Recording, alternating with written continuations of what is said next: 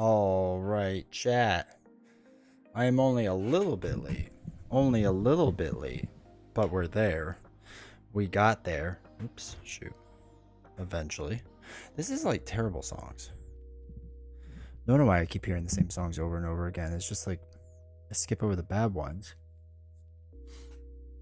And we end up here, so. Oh well, also I just realized we went live during an ad, so that's always a good sign. It's a good start of the stream, I'll say. Also, Berrigan, welcome. Hopefully you're doing well. Good morning, and congrats on being the first in chat. I don't even think you can see this yet, because you're probably watching an ad. Hopefully not. But hopefully you're doing well, man. Cap, how's it going? Hopefully you're doing well. That kid, Dave. Nightcrawler seems fun. Seems good. Seems good. I have some theories about Nightcrawler, but he seems good. Heiser, I almost gave it the old 10-minute professor rule. Snuck in. Snuck in. That was good. Hopefully you're doing well, man. Zelron, how's it going? Hopefully you're doing well. Good to see you. Hopefully everyone is doing well this evening. Son of a... Oh, okay. Things weren't working. Nothing works when you first play. It's really great. Big fan. Okay, there we go. But yeah, hopefully everyone's doing well. Hopefully everyone's doing well with the new announcement today, which was fun to try to race Nelson on to beat him. I did not. He beat me by like a solid 40 minutes. So that was less fun, less enjoyable. But that's all right. It's all right. It's a friendly competition that he doesn't even know that we're having. So, you know, gotta put it in perspective, right? But yeah, I was excited about the announcement today. I think it was a pretty interesting one overall. I have some theories. I have some theories why Team Mystique might be winning. Ozo, enjoyed your team up with Nelson and Villain Theory, dude. It was so much fun. You know what's so funny too? All right, so this is a little bit of insider to Nelson's streams. I don't know what he does because you all, like during the chat, makes sense he wins. I could still do better. It's so funny with that stream because a lot of the comments were like, Nelson sounds so much more quiet to everyone. In my headphones, Nelson he's not the loudest, but he's like, I hear like it's normal. It's like, it was like my volume, normal sounding. Maybe Villain Theory was like a little higher, but it sounded all normal. And then I rewatched the live stream on YouTube. And I was like, wow, he does sound a lot lower. And I don't know what he does with his settings because it's weird that it's outputted two different ways. And I know his setup generally, like how he sets everything up. So I'm sure it's a settings thing, but still, it's crazy. I have so many thoughts on the space apart between hero packs. Yeah, I wonder what caused it, honestly. You know, they just said, I think all they said it was just a disruption for this cycle, and that's it. And like a lot of people's thoughts are that the disruption comes from Star Wars Unlimited, but I don't know because they're still printing Star Wars Unlimited. Like they're obviously printing the next set. They have like 9 sets planned or whatever right now. So they're obviously printing that stuff. So wouldn't it just continuously cause issues moving forward? So I don't understand, like, if you knew you were going to print it, obviously they knew they were going to print it, how it would cause a delay the first time and not the rest of the times. Like, that seems weird to me. I mean, they are a professional printing company. Like, they do this a lot. So it feels like it wouldn't, like, throw a wrench into so many things. And then the other argument was about onboarding with the other guy. I can't remember his name off the top of my head. What is his name? Best viewers. I highly doubt it. I'd rather have Nightcrawler before Jubilee. I like why can I not do, no, I don't want to pin it. There we go. I'm excited for Jubilee. I'm really excited for Jubilee. But yeah, so I don't understand why that would cause it. And then there was the thought of what's the other guy? Hold on, I gotta look it up now. Who's the other guy that works on it? That's new. And they're like, oh, it's because he was a new hire. But that doesn't fully make sense to me either. What was it got? Tony. Because Tony was a new hire, but Caleb was working on it. So I don't understand why that would cause an issue. So it's very weird. And they never explained why it happened, which I think is really, really weird too. Because if it was like an onboarding thing, you would just say it was onboarding thing. If it was like if it was a shipping thing, you would say it was that. But they're having shipping issues, but it's all in England right now, not in the States. So we're not just generally. They might need to upgrade the manufacturing limit. Maybe. I mean, they can output it to other places, though, I thought. So like okay, so Fantasy Flight Games used to manufacture in a facility in America. Then they started manufacturing somewhere else, probably China. And from my understanding, they had several different lines, but I don't know. You know what I mean? I was thinking Star Wars as well. Could also have been with their contracts with Marvel. That is a very real possibility. It's me being selfish, though. That's fair. Beast now, how's it going? Hope you're doing well. Could be both. Restructuring due to to onboarding in Star Wars. Maybe. It just feels weird that they wouldn't tell us, you know?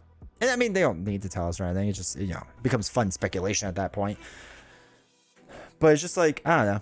With most, like, I've done a lot of corporate communications for people for different things. And it's just like, if it's not embarrassing to the company, you just say what it is. Even if you have to use corporate jargon. Keeps the anticipation strong. Yeah. You know what's been nice? It's been nice that there is less the game is dead chance, I see. Which is always funny.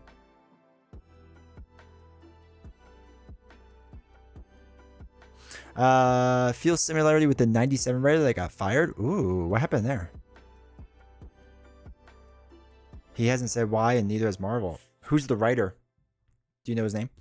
Tony was also working on Arkham Abyss game that might have bit into his time. But he didn't work on this cycle, though. That's the thing. Like, this entire cycle is Caleb. I'm sorry. Yeah, this entire cycle. So this entire... What are we doing now? Age of Apocalypse thing is Caleb, though. So... I don't know. I mean, maybe. Right? I don't know. Bo DeMayo. Dude. DeMayo, the mustard. Bo DeMayo. Does he have a Twitter? He was fired?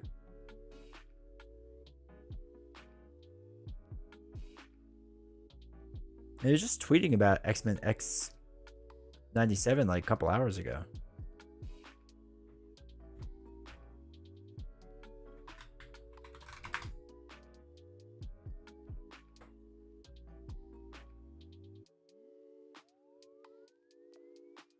Interesting. I thought Tony had a small part in it, though. I don't know. I mean, I know it says... Ooh, I didn't realize the lead designer in Iceman is Michael Boggs. Iceman was a Michael Boggs design? Alright, so they're saying...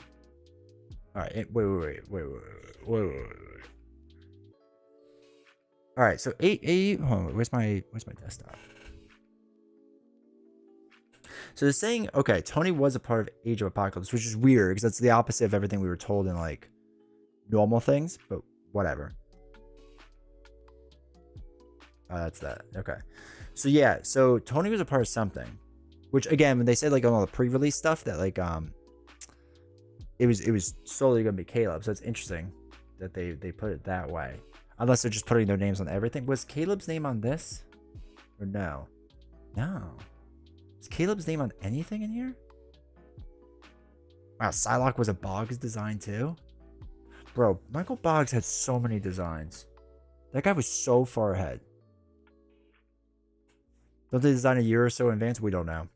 The theory is it's 2 years in advance, but we don't know. Okay, so Okay, so this is funny. So okay, I really like Michael Boggs. I really like Caleb Grace as well, but Michael Boggs I think is bonkers good at what he does. Michael, so a lot of this stuff, the last thing that Boggs truly worked on was the Spider-Man stuff. This was like his swan song, right? This was when he was leaving. This was what he wanted to do at the very, very end before he left. So he did that. He did Nova. He did Ironheart. I think he did the whole thing. All right, Caleb worked on Spider-Ham. And Spider, this was MJ, right? Yeah, MJ was on this too. I actually think MJ, they said, took the main lead on this, but that's whatever. So that was like his whole thing, Michael Boggs is. So Caleb then did Mutant Genesis, Cyclops, Jean. This was Tony back in 2022 release date. So Tony was working on this like way back when. So that was like his first foray into things. All right, Caleb. Okay, so all this stuff was Caleb designed by himself. Makes sense. Then this was Tony design. Okay. But then they still have Michael Boggs under Psylocke, which is bonkers to me. That Michael Boggs had some design ideas. Like, I mean, like 90% of the work was probably done by Tony, but that means there was bits and pieces, at least, at the minimum, that Michael Boggs was still doing. If I'm not mistaken, it's been a while, but I believe in an interview that he had taken over some designs of Boggs.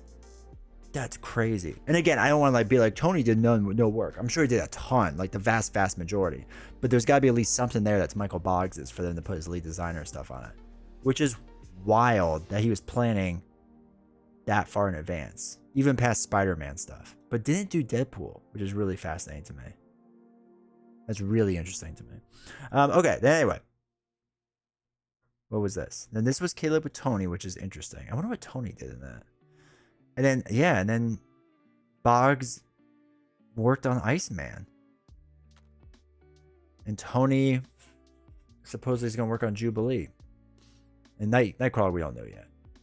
That's fascinating stuff. That's really fascinating stuff to me. But yes, as far as they work in a year in advance, we don't know the exact timeline. There's been rumors that they worked 2 years in advance. There were rumors that they worked 1 year in advance. They've never really said. They just said they work in advance. So we don't fully know what it is. Realistically, if everything is on schedule, like Tony should be done with the next cycle by now. Like I would assume the next cycle is probably being play tested or finishing up play testing, because it's probably gotta go to print somewhat soon. Because you figure for it to just get to like let's just say it was a January release. It's not going to be, but let's just say it was a new cycle. You need to get to your stores like almost 2 weeks ahead of time ish. Like I know they don't all get it, but like that's the goal, right? To get on a boat from China is like a month. Printing usually takes like 2 months, right? So then we're like back in like August now, right? September, August in there. So you need to finalize all your designs in like July, August, somewhere in there. So it's possible this wave got slowed down because they ate through the backlog with COVID, new leads. I don't think it has to do with COVID. I mean, the only thing they ever attributed to COVID was there was a slowdown in the middle during COVID, and they talked on Facebook Live, if I remember correctly, about how it was like they just had to spend a lot of time working remotely, and it was weird. But I believe they all said like we slowed down a little bit, but like it wouldn't affect something this far in advance. I think this cycle is past the COVID mark. Yeah. There's no way that this is COVID related, in my opinion. But it's a better guess, in my opinion, that it's more related to Star Wars Unlimited and hype. More related to Star Wars Unlimited and Tony still kind of like feeling things out and whatnot. You know what I mean? When I started playing chat, yeah, it's all good. Yeah, and the only reason I know this stuff is because okay, so there was this weird time, for those that don't know. There was this really weird time. Also, what am I doing? Veriga, 18 months, dude. I appreciate it. Enjoy that new badge. I'm so caught in like Marvel Champions 4 years ago in my head right now. What platform does the notification come from? That one in particular comes from Hold on. It comes from Stream Elements. It's just Stream Elements is running it. I need to find a new like thing that pops up because I used to have a nice one and now.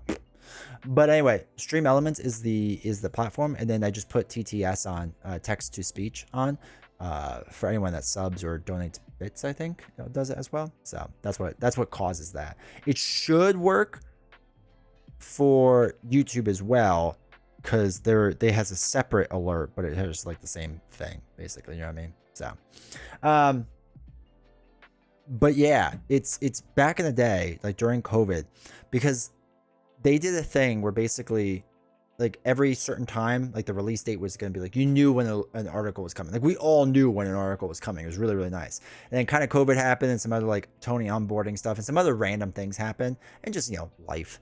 And like they would skip a week every now and again. And it was the whole like the game is dead, Marvel Champions won't exist. And sure, I may have had a video about it now and again and contributed to the problem, but it got me views. So can you really blame me that much? So T Crumbs, thank you for the sub, dude. Thank you for using your Prime sub, taking that money out of Jeff Bezos's pocket and putting it into mine. I appreciate it. But no, honestly, thank you. Enjoy the new bits. Enjoy the new badge. Enjoy not getting commercials.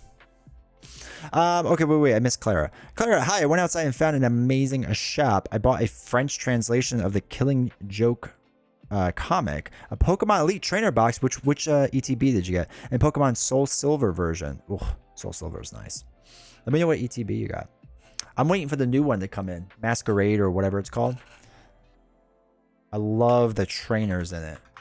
For those that don't know, my other big hobby. Twilight Masquerade. It's coming out. My other big hobby is Pokemon collection cards. Just a money pit unless you sell the cards. But some of the artwork in these cards is just absolutely phenomenal.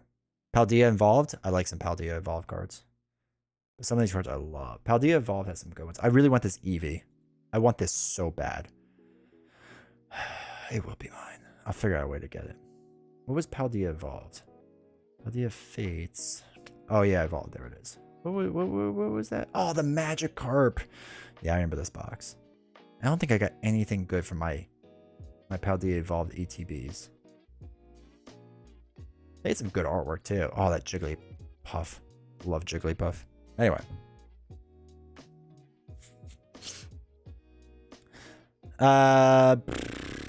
History of Marvel Champions. I don't feel like I know enough. I know I've been here since like near the beginning, but I still feel like there's people that know more than me. If I was so busy playing DC Rebirth, I'd have Iceman on the table. How has it been? Has it been good? I still haven't heard from the publisher yet. I keep telling them, send me the stuff. Send me the stuff. And they're like, who are you? I'm like, I'm somewhat popular. People know of me. Okay, so here's my theory, chat. I gotta tell you my theory about Nightcrawler. One of the coolest things about the Nightcrawler announcement, in my opinion, is that they didn't really tell us a lot, realistically, about the hero, right? So one of the big things, and somebody pointed this out in the Discord, which was a good call. I did not notice this. Down right here, it's really hard to see. Right here, there's a 6. And the reason that there's a 6 right here is because it's the 6th unique card that's coming out. So your hero card is 1. Then card number 1 out of 15 is 2. And then so on and so forth. So this is the 6th unique one. And then this one is the 7th unique one, but it's card 8. Right? So what that means is basically there is going to be 5, 6, 7 is probably all going to be Bamf, which means there's going to be 3 Bamfs in the set. Okay. So what we don't know then is cards 1 through 4, right? Now, my theory is that is going to be, generally speaking, what they've done in the past. Don't think they're hero card numbered? Yes, they are. Right here. You can see it. Oh, wait. It's right there. It's 1A and 1B. So it's not the big number, right? It's not the big number, not this 5 out of 15. It's this little tiny one that's right down here. It says 6. The tiny one. That signifies unique card types. The big one up here is 5 through 15. So for example, again, hold on, let me get to Nightcrawler. Nightcrawler has a 1A on it, while Alter Ego is 1B. Tiny, good. No, yeah, it's really tiny. Like I said, somebody in Discord mentioned this, so if you want to see it, like, go check it out. So like this is a 9 unique card, but it's 11 out of 15, right, and so forth. And so actually, this is a good example. So this is 11 out of 15, card unique 9. This is card unique 10, but it's 13 out of 15. So we know that Scout Ahead is going to be 11, 15, and 12, 15, and this is 13, 15. So anyway, we don't know. We have four missing cards for sure. The only thing that else it might be with Tally Ho, we don't know what 1515 is. Most likely it's Tally Ho, but we don't know for sure yet. So one of the things that they do in Marvel Champions, generally speaking, very generally, is they either have one card, like for Iceman, where it boosts all their stats, or they have several cards that boost several different stats, right? So I'm going to guess that he's going to have a few things that boost like attack, because boosting defense seems broken, right? Just seems broken. So I don't think they're going to do that. I think realistically, out of the 4 cards, I think the first one is going to be a signature ally, and we'll get into that in a second. I think there's going to be one with the sword, right? The sword just seems obvious now, especially with the artwork. Somebody else pointed this out. Like, it just seems like there's got to be a sword. It's got to increase its attack to 2. Maybe have retaliate with all defense and whatnot. People have been saying that. Quite possible, right? We'll say sword. 3, I have no idea. I don't know if they're going to add thwarting. I don't know if they're going to give him like steady or something or whatever, right? It's going to be something weird. 4 is probably going to be a alter ego card, where either like heals or gets some card back, or, you know, the kind of stereotypical alter ego cards that we have, right? Maybe a little bit of card draw, whatever. If one of them is a resource generator, bonkers. I don't think it will be, just because all these things aren't like specific Nightcrawler events. Like a lot of times it's like a resource generator for an ice trait, right, with Iceman, or something along those lines, or for psionic, or whatever it may be. It's nothing for here. Now it could be, still, it could just be for events, right? They absolutely could do that. So here's the thing. Here's my thought. No way he gets a resource generator. It would seem too powerful. So I agree. It's probably not, because I think it'd be too broken. But hypothetically, it could be. But I agree, Darth. Most likely not. His kit is too cheap already. Yeah, it's way too strong. With that being said, I have actually been reading a fair amount of the Age of Apocalypse comics. Okay, so I've been reading it, and they're good. I'm almost near the end now. They've been fine. Good, whatever. Nightcrawler's in it. It's got a big part in it. Nightcrawler, in general, doesn't have a lot of friends, from my understanding of Nightcrawler. And he basically works with one other X-Men, who is his mother in the comics, who is Mystique. Now, they have not shown us the signature ally, and I think this was done on purpose. I think his signature ally is going to be Mystique. And they did not show this because Mystique will be the final hero in Marvel Champions, thus completing the prediction set by D20 from like months ago. All right. I know this is a lot of copium. I know this is probably not going to happen, but let a man dream. Just let me dream once. But I think, like, it's weird that they didn't show a signature ally off. It's not weird, but they usually show signature allies off. And this is like one of the few times they haven't, which is really interesting. I got a feeling, chat. I got a feeling. Should Mystique even be considered an X-Men? She is in Age of Apocalypse world. Signature ally is the swords. That'd be hilarious, actually. Nightcrawler was recently depicted wielding 3 swords at a time. But okay. All right, here's the other thing. If they don't have a signature ally and he has 3 swords, yeah, I'm okay with that too. I know there's a restricted keyword, but we'll figure that out. Rogue signature ally? No shot. No shot, right? Nightcrawler's other sword. Does any heroes not have signature allies? Yeah, Storm doesn't. Hulk doesn't. There's a few. It's not the most common thing, but there are quite a few that don't. Stepsister? Is it really a stepsister? No. Well, okay, wait. Have they ever done a signature ally? Rocket doesn't. Groot doesn't. That's a good question.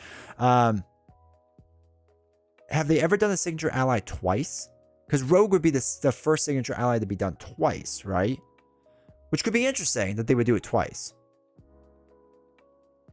It's not out of the realm of possibility. If there's a signature ally, has to be Mystique. Heiser, don't. This gives me so much hope. This gives me so much hope. BB, how's it going? Hope you're doing well. I'm gonna will this into existence. So Nightcrawler's OP, right?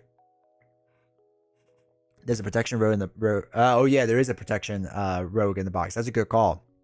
I forgot about her too. Who she is bonkers. Actually, these whole cards are bonkers. Nightcrawler's OP. I don't know if he's gonna be OP. I actually don't. Okay, he's gonna be good. I think he's gonna be good. I don't think he's gonna be as overpowered as we think. Mainly because you're gonna be constantly having to try to get BAMPs back in your hand, which is essentially an effective cost of 1, right? It's always, even though the card costs 0, it's an effective cost of 1 at least.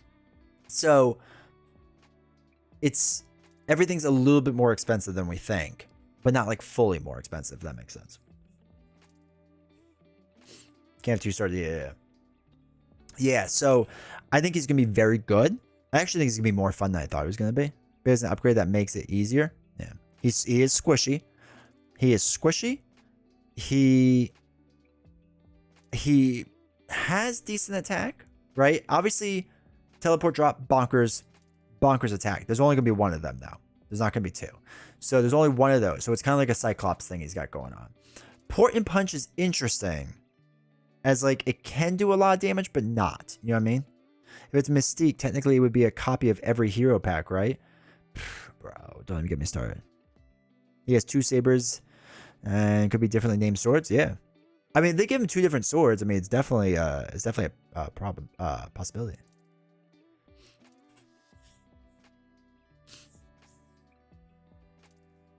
Peasant upgrade. Yeah.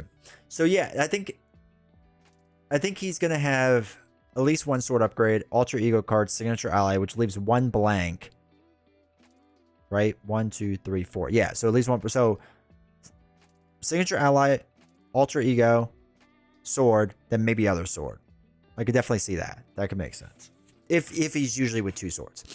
I think that'd be a decent guess. Which if they did the sword thing, would they add the +1 attack? Because they would give him 3 attack, which would make him really strong. Now, granted, you got to build out a bit and whatnot, so maybe. But yeah, I think there's. I think I thought he was going to be more like. All right, so with him as a hero, I didn't think they were going to do the whole if he defends with BAMF, he doesn't exhaust. For whatever reason, I thought he was going to do more of like just like automatically defend things. I don't know. I had a weird thought process, but this is much better. Hey, Perry, how's it going? So Hope Summer's worth it as an ally as a superpower tutor. All his damaging abilities are a superpower. I don't know. How many BAMPs then? 3. There is 3. There's for sure 3. Could also have sword. Yeah, there's at least probably 1 sword. Mystique has a persona instead of a signature? Maybe. They have done that before with a few things. Unique location for him? Like the church? Is he religious in the comics? They confirmed 3 BAMPs. Yeah. So there's 3 BAMPs. Because I think he's religious in the comics, right? He's like or like faithful of some sort. So I would assume I'm assuming it's gonna be a location, be the church. I think he's Christian. I think Catholic or something. I don't know. Looking forward to getting him around Christmas 2025 when they finally release him in the UK. At least you set yourself with proper expectations. Catholic, he's a priest. Okay. That's good. So yeah, I assume something would be related, church related as a location. Maybe they do location and persona. It's possible. But then there would probably be no signature ally. I'm trying to think what times they've in the articles not shown as a signature ally. I feel like they've done it the vast majority of times. Oh my god, do we really have to go through all this news? Now I'm curious.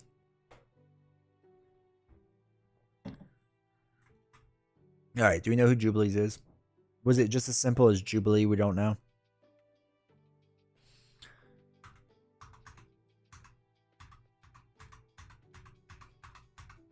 Alright, Jubilee we don't even know about.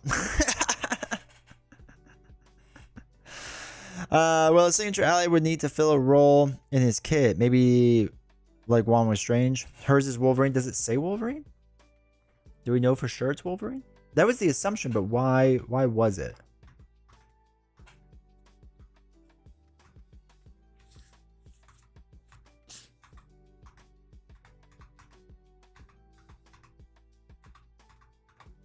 Oh, okay. They did put it in. They did put it in. Never mind. They did put it in. Okay. So they have it there. All right. What else do they have? Okay. Hold on. Wait. Let's keep going. All right. So Iceman, did they announce? I think they announced his heroes, right? Or his heroes, this intro. Yeah, they announced his. At this moment, D20, who's your favorite X-Men that's been released? Wolverine. Probably Wolverine. X-Men, particular, probably Wolverine. After that, Storm and Phoenix are up there. I really like Kitty Pryde. If I can do X-Force, then probably X-23 is up there, and Domino's really up there. Though Angel has been, I've been messing around with Angel a lot. I've really liked Angel. It's just been fun.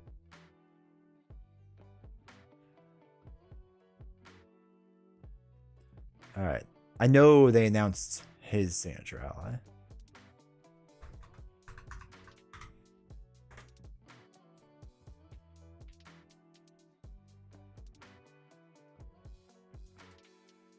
Has Iceman come out in the US? Yep. Yep, we have it. It came out last Friday. I got it on Tuesday. So we did our first plays of it already. Tonight, we're just going to kind of mess around a little bit with it. This one we have. Yeah, Honey Badger. Okay. Surprise attack is super fun. Dude, Kitty Pryde is so much fun in aggression. I feel like Deadpool was a wasted pack. Agree 1000%. I think he's one of the biggest misses in this game. All right, Psylocke, we knew that. Nightcrawler is Catholic. Deadpool is Marvel's Jesus. Deadpool has a signature ally. Dude, I hope not. I'm so I just don't want to see Deadpool anymore. I'll watch the movie, but I don't know. I just whatever. What's hers? Is Angel, right? Yep, Angel. Okay. Bro, I think I'm onto something. The movie will be fun. Yeah, I just want like a good popcorn. Oops. I just want a good popcorn flick. You know what I mean? All right. Oh wait, is this gonna be all the villains? Did they do the heroes somewhere else? Nope. Okay. So Cable. I mean, this is a big box, so you can argue this is a little bit different. So they showed hers. They didn't show Cable's, even though we all kind of knew what it was.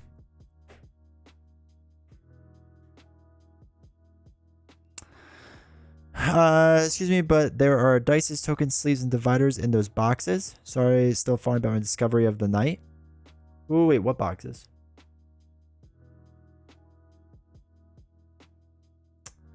All right, now available. Oh, I'm not going to go back that much further. Just a little bit further. With this, we all knew it was going to be Remy LeBeau. So this shouldn't even count. Have they talked about the slow release schedule? They just said it's slowed down for reasons. This is what we were talking about in the beginning. It's kind of like, but why? Oh, your ETB. Yeah, they fit a lot of stuff in there. It's really cool, right? I love it. I wish the tiny dice were a little bit bigger. I get why they do it because they're really meant for the cards, but like it'd be nice for stream stuff. Yeah, Rogue. They Storm, we know they didn't do anything because she doesn't have one. Makes the wait for Daredevil longer. Dude, you're gonna be waiting a long time. I know people are wish casting it into or hoping to wish cast into existence. Oh, Wolverine was the last time they didn't mention it was Jubilee. So that's how long it's been. So they have done it. Wolverine was the last example of it. Didn't they say it got slowed down because of the wars that are happening? Not that I know of. I'm also not 100% sure how that would affect it that much. Like, I know through shipping channels it messes things up, right? Because they can't use the strait in the north. They have to go to the south. But that should only affect it by a few days, not like as much as it is. But I never heard that. I heard that people thought it was because of Star Wars and Tony onboarding. But I don't think they've ever really said. Not, or at least not that I know of. I don't know for sure. Shipping wise, I know a lot of places are delayed, and I think it's because of that. I know in England's affected that a lot. Ukrainian wheat, yeah, right. I know that's a big reason why English shipping is affected, because it can't go. What is that? The Suez Canal? Is that the Suez Canal? It has to go down to the Cape Hope Canal way. Something. I know geopolitics. But yeah, I think they can't go through the top canal because of the Houthis in Yemen, if I remember correctly. But that shouldn't affect America in general release. Around the Horn of Africa. Okay. So, yeah, I mean, it slows down a little bit. But I mean, we're talking about 2 months delay is not. No.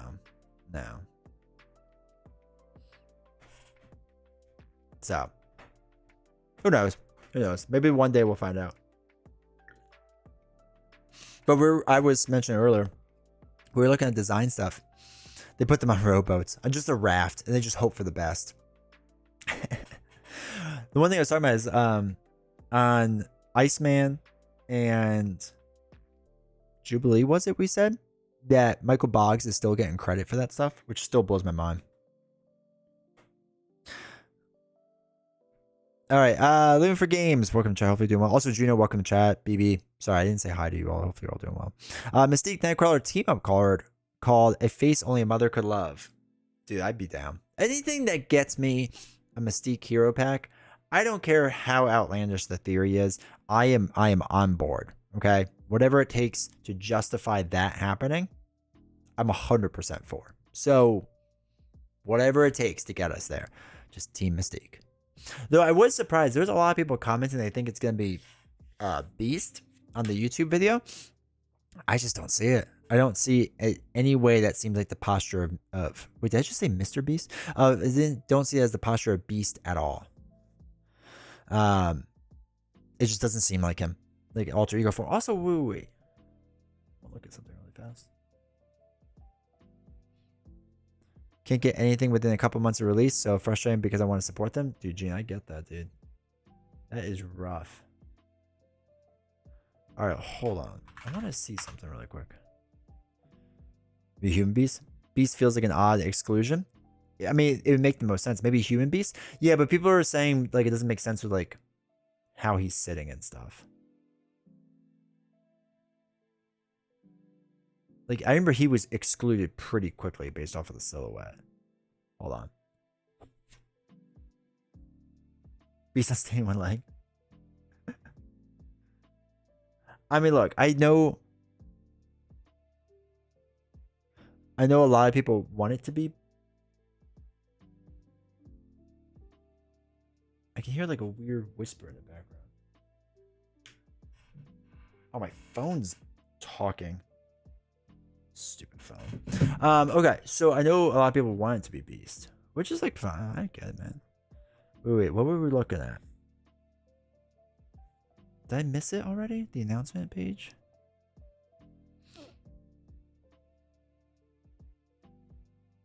Yeah, this feels too far. 3? Silent. Oh, okay. How am I missing this? Tyrant's Throne. Okay. Okay. Available now. Oh, Age of Apocalypse. Is this one? Okay. So, we have to go all the way back to this. Oh my god. Look at the glory of that man. I can't believe he's so much better in person than oh my god, it's just. Oh wait, you guys can't even see what I'm looking at. Here and there in the comics where he isn't all blue and all that. Yeah, but in the Age of Apocalypse, he's not a good guy. That's the only thing. So if it's based off the Age of Apocalypse comics, which is also weird because like magic's not really that big of a thing in the Age of Apocalypse from what I've read, unless she comes in strong in the final few issues. But in Age of Apocalypse, he's Dark Beast, which makes sense with the whole thing we're seeing. Anyway, this hero, goated. Or the hero, ally, goated. So, you know what's kind of interesting? This right here is Nightcrawler, right? And they did a whole... Wait, where's his book? Oh, that's the book. Right there. Okay. Oh, but they cut this out. Because that doesn't... Oh, unless it's right there? No, I think they cut it out, right? They must have cut that out. Wait. Copy image. Where's my paint? Let's get official. Oops. How do you rotate a picture? There we go. Okay.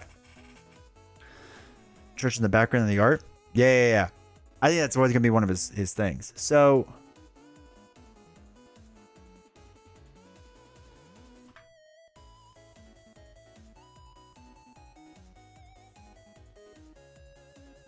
Like slightly off. Yeah, it's the book.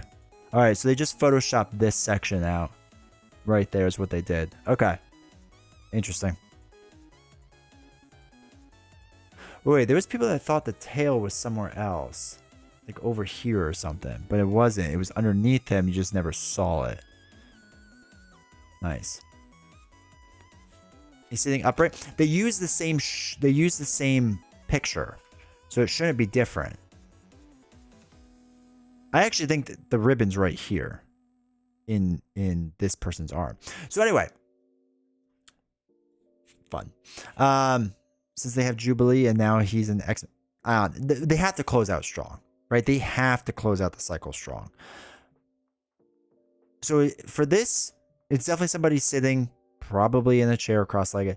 There is... Dude, Perry, don't give me hope like that. Don't give me hope like that. That would be my pick. Final silhouette and the person sitting down. Only explanation is Professor X with hair and legs crossed and chair hidden. That'd be so funny. I mean, he is dead in Age of Apocalypse, but you never know, right? So the reason being why a lot of people think Eric or Magneto instead of Beast is because in Age of Apocalypse, Beast is the bad guy, right? That's why we have Dark Beast. In Age of Apocalypse, Magneto leads all the X-Men. Like, he is the leader of the X-Men. And I know he's super popular as an X-Men leader. The hair isn't right, though. That is the one, like, other thing. Is Magneto, Age of Apocalypse. The hair's not right at all. Which I know doesn't matter to some people. But it matters to me. Apocalypse comic art. See if we can see it. Like, he has long white hair. So like this is kind of what he looks like. Like, you can kind of see it. In the background there is this whiter hair. Oh, here we go. Like this. Like, this is almost a better version of it. So that's how it is in Age of Apocalypse. And this doesn't look right there. You know what I mean? Like, it looks too, like, puffed up and whatever. Could be tied back? Possibly. Now, somebody on Reddit... Hold on, let me see if I can Google it really fast. Somebody on Reddit... Marvel Champions Magneto.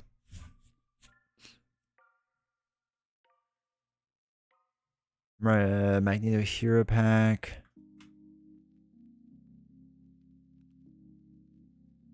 Hold on. Somebody found like the comic that it could be Magneto. What if it's Sunspot? I'd be shocked. I would honestly be shocked. I don't think so.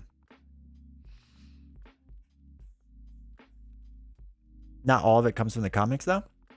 What hasn't? Like, what of this cycle hasn't come from Age of Apocalypse?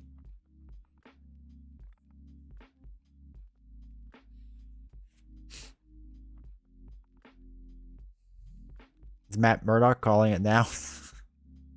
That would be hilarious. Hold on. Reddit, Magneto. What would that be under? Final Hero?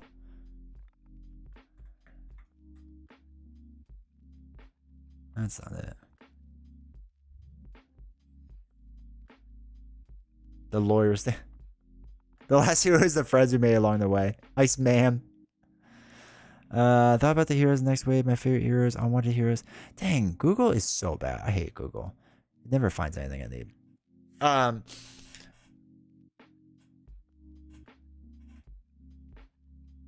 I agree that since the last X-Men box, Beast would make sense. But there's a few things, I guess, with that. Foiled Mimikyu. Nice. Solid. There's a few things with that. So obviously the big one is the gender parity, which I know like a lot of people are just like throwing out the window. I don't think it's worth throwing out the window yet. They've done gender parity ever since Guardians of the Galaxy, and they've done that because they got ripped up and down the internet for not doing it. So if they weren't to do it, it has to be a huge name, right? That's the only reason why I don't think it's like Sunspot or anything like that, because if they're going to break that, it has to be a huge name. And they did a whole thing about we're going to do better and make sure we represent everyone and whatever. I don't see it being Forge either. Like honestly, if it's a big name, in my humble opinion, it's Magneto or Beast, right? To me, those make the two most sense as far as like the big name if you're going to do anything. Google Magneto sitting on a chair. I tried that too. Those two, as like far as big names, make the most sense. Maybe X too, but it's obviously not going to be X from this silhouette. Those would make sense. What I'm basing a lot of mine off of is gender parity. I mean, I was there during those times, and it was rough at the time. That I think they're gonna push gender parity, which is fine. And that's why I think they're throwing everyone a curveball. They know we all like this and get into this. And you could have whomever sitting in that chair and have it be like Magneto eyes, or not Magneto eyes, Mystique's eyes, right? Glowing as Mystique. That is what I think the curveball is going to be. The only thing is I think that's going to backfire in all realness. Like, I don't think that ends well because people are just going to be mad from it. They don't like the rug pulled out from under them.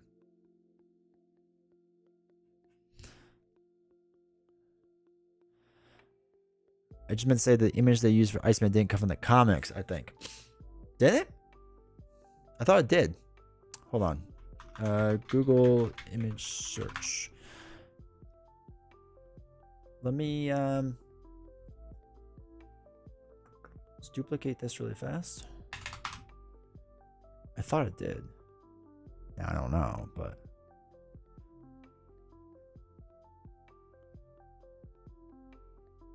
all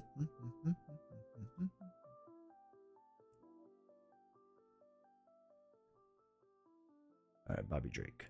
Bobby Drake. Bro, search for it. Google it. Okay, yes, I'm fully aware of that. So, can you not just search a part? Oh, wait, no. I want to search part of the image. Hold on, we're working on it. Oh my god, it's so bad. What am I looking at? What am I looking at, chat?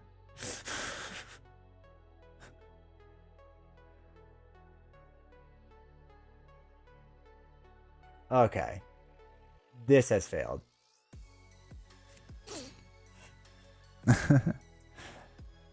What if the silhouette? What if you ran the silhouette through AI? I have no idea. Oh wait. What if we run? Hold on. Google Lens. Can we run this silhouette in it? Okay, hold on. Figure this out for me. AI. How good are you, AI? You're useless to me. You're so dead to me. Can't figure this out for me.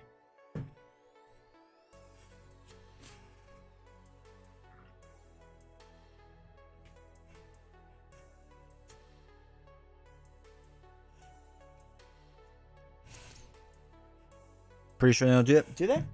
Hold on. Let me see something.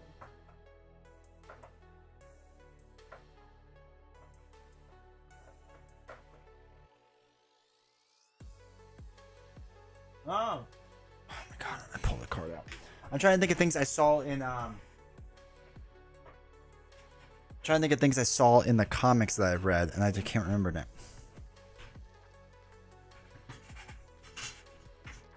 Okay.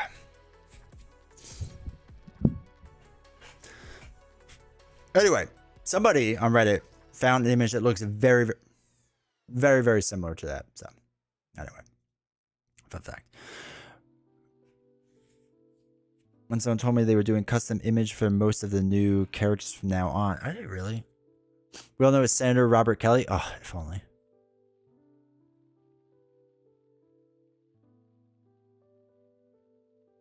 Run a poll to see who it is. All right, let's do that. All right, start a poll. Who is Hero 4? All right, what do we want for options? Let's do Beast. No, I don't want you to help me write. Oh my god, I hate Google. Magneto. Mystique. I'm not putting Daredevil. Okay, there's no world where this is Daredevil. Anyone else? All right. One poll is up. Let me put it on the other one. On the YouTubes. Who is the fourth hero? Or not the YouTubes. Put it on Twitch. Magneto, Beast, Mystique, anyone else?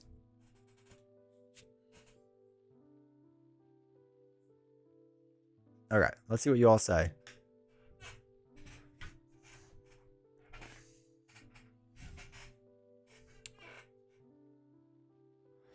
Okay, so actually wait, I can just show you. Anyone think it's Havoc? I doubt it. All right, so on YouTube, we're looking at 30% are saying Beast, 30% are saying anyone else, 20 for Magneto, and 20 for Mystique. Twitch is still voting. It's basically even except for Mystique. Mystique is at 1, everyone else is at 2. Man, we're really all split on this, huh? Howard the Duck? No, that's going to be final cycle with Kool-Aid Man. The very, very final cycle. John Cena? Gene, don't give me hope like that. But to be fair, if it was John Cena, there would be no silhouette. It would just be a blank spot because you can't see him. So Polaris? I don't know. Honestly, I don't think Polaris is only a shot because Polaris is female. I will ride the Emma train to the bitter end. Dude, I love it. I can't imagine it's Magneto and they don't do Professor X. Maybe. It's also weird if you have an entire Age of Apocalypse cycle and one of the heroes isn't the person leading the X-Men during Age of Apocalypse. Like, it's a little weird.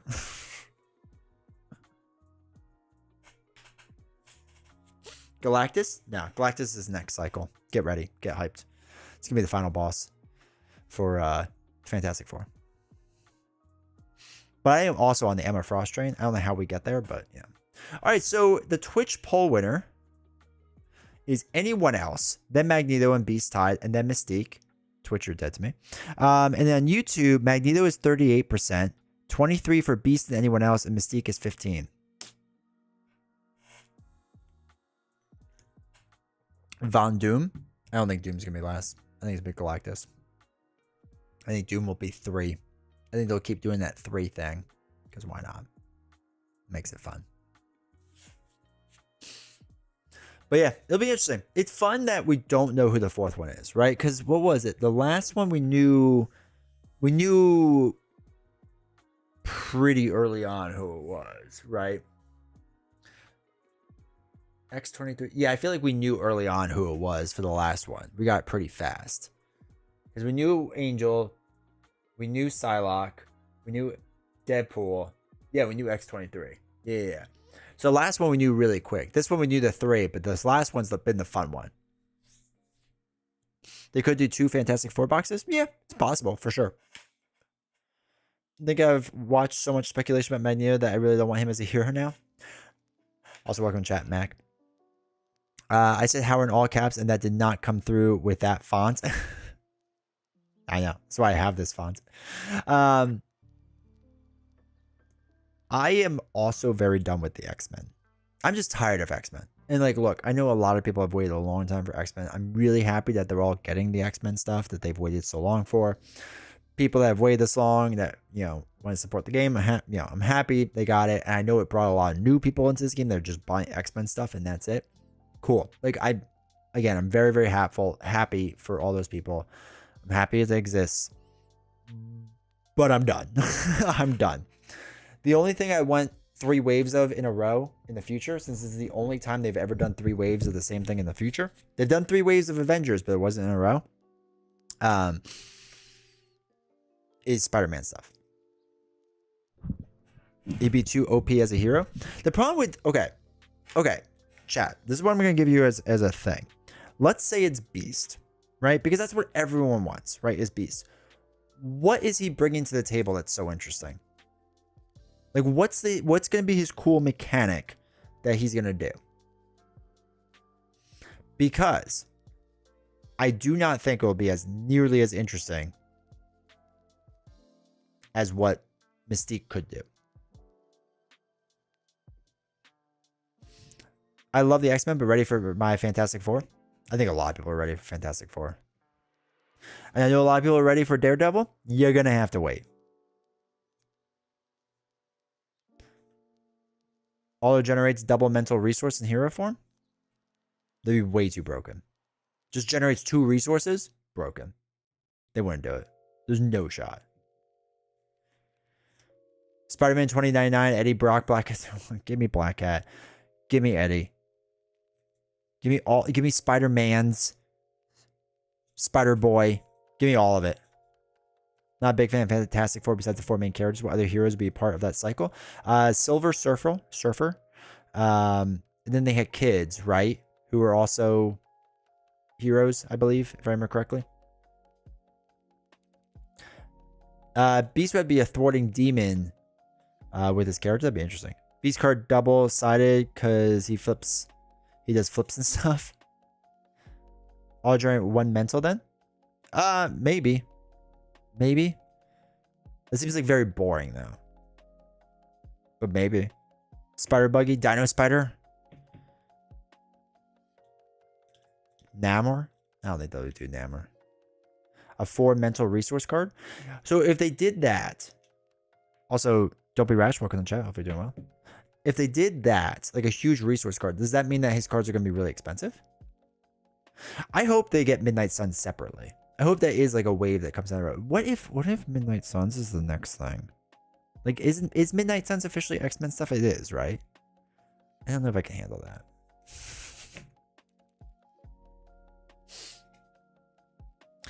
Maybe he has some interaction with the event in this kit with mental resources. Like maybe they do more if he uses mental. Like it would have to be like almost Hulk. How Hulk does a lot of stuff with physical resources, but like make it not bad. It's both? Okay. It's like Blade and Emma Bloodstone, right? Yeah, I don't know enough about it. I'm gonna be ignorant about this. So wait, let me look up Midnight Suns. Midnight Suns.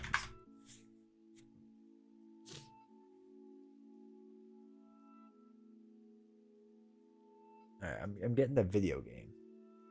Alright, here we go. Desktop. It includes Ghost Riders. We're gonna get Ghost Rider, Danny Ketch, Johnny Blaze, Blade. Oh, we can get Morbin time and Morbius. Interesting. All right.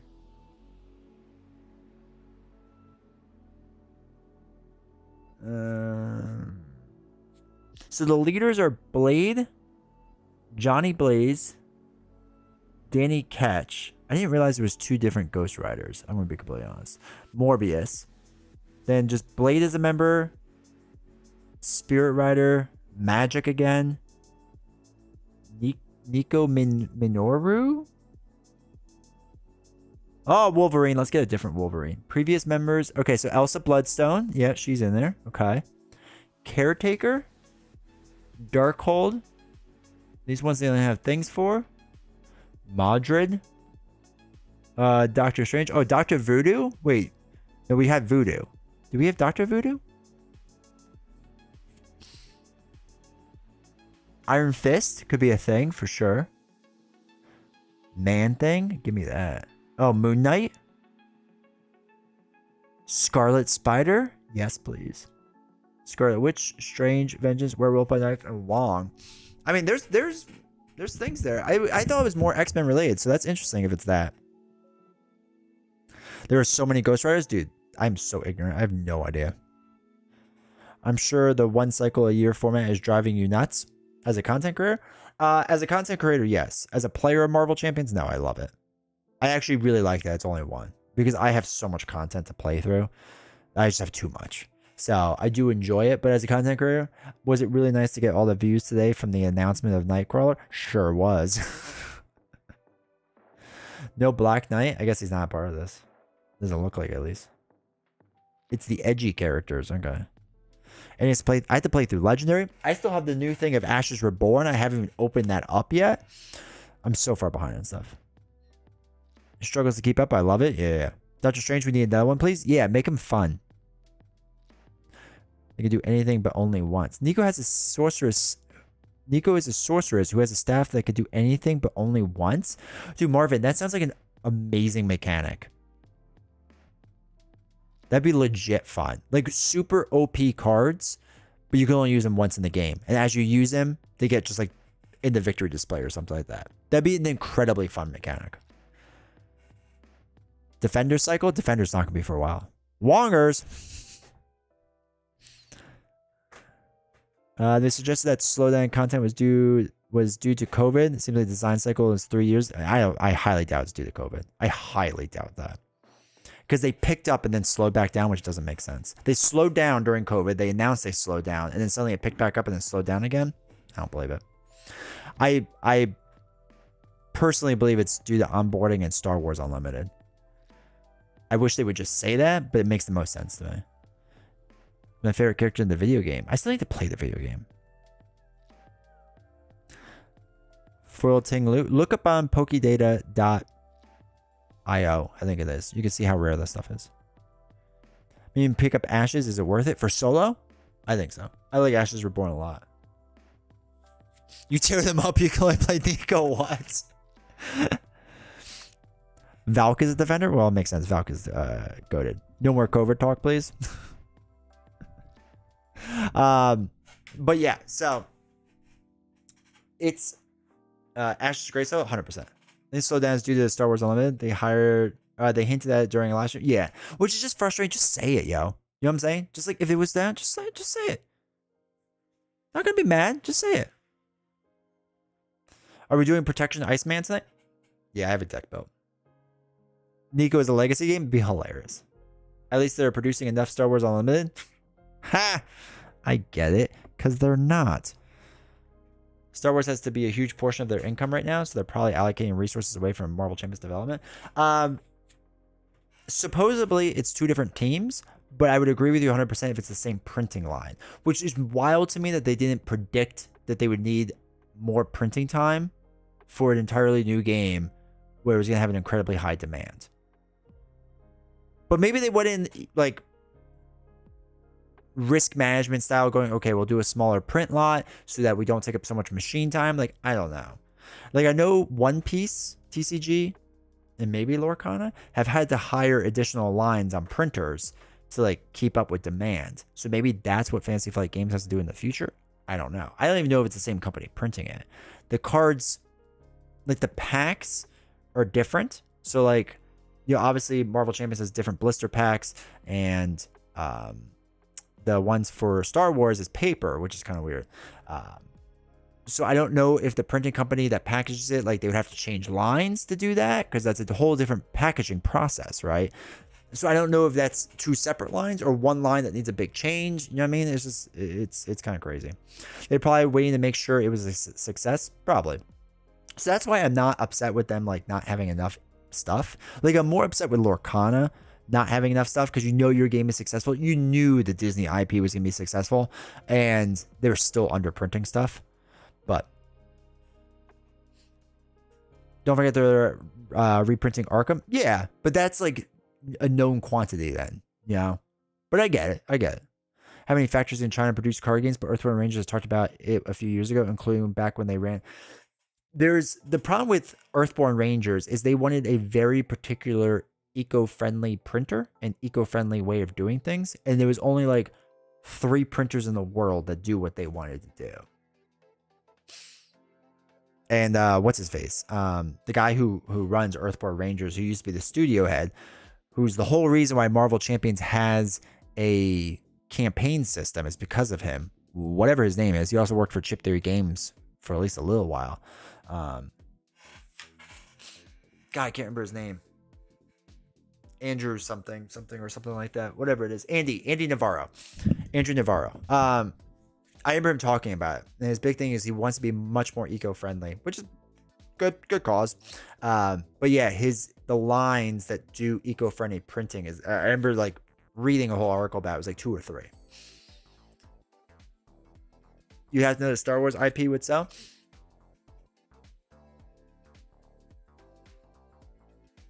Yeah. Lorcana, another game that has enough copies printed to. Have you seen those European boxes of an entire wave of Avenger hero packs in one? You think that would come to the US? I think it's silly if it doesn't. It lowers the amount of SKUs. It makes it easier to print and ship, and it's more money for them. I don't know why you wouldn't do that. So I would assume it would. I'm surprised it hasn't happened already. TCGs have more staying power when they're scarce in the early stages. Yeah. TCGs have failed because of that. Like the vast majority of TCGs fail.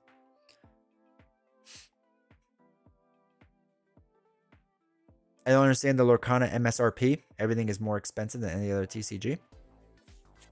I'm going to guess it's because of the Disney IP. I'm going to assume they're paying more for that IP. A lot of TCGs die because people can't get the products. Yeah. Like I think people underestimate how many times a TCG actually dies and doesn't succeed. Surprise, dude, it's called greed. What is the greed? The Lorcana MSRP? Yeah, it's value, right? I mean, if people are willing to pay for it, why wouldn't you charge that much? Like if people are willing to pay $10 a booster pack, why would you not charge $10 a booster pack? Nothing will dethrone Magic the Gathering, Pokemon, Yu-Gi-Oh. I wonder Yu-Gi-Oh's staying power. I really do. I really do. Pokemon and Magic the Gathering, I agree with. Though Magic the Gathering has done its best to upset its customer base. Like it tries really hard with everything they do. Everyone thought One Piece would dethrone it, but Bandai is so bad at printing. Like, I love One Piece. I love the game. I love the manga. I love the anime. It is such a frustrating game to get involved with. It's such a frustrating game. Yu-Gi-Oh is still huge. You see, I just don't know enough about it. That's what I hear. It's still massive. But yeah, everyone thought One Piece would finally like break up the top 3, and they just won't because they can't freaking print their games enough.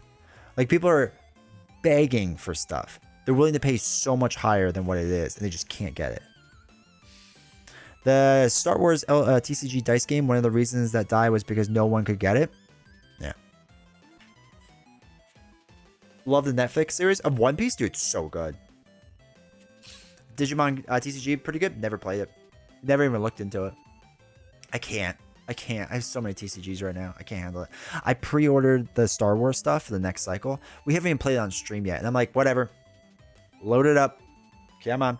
What I'm hoping is that Fantasy Flight Games can't figure out its printing process, and my first cycle stuff is worth a lot of money, and we're gonna sell that stuff because I have some expensive cards. Because that's how I think nowadays. That's what I do with my Pokemon cards. All the ones that are worth money are in the things. We're gonna sell all these bad boys off soon. Just waiting a little bit longer.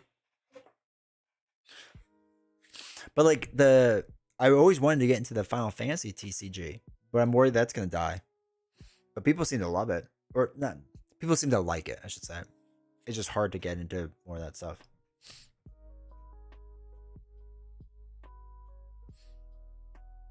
God, there was so many Ghost Riders.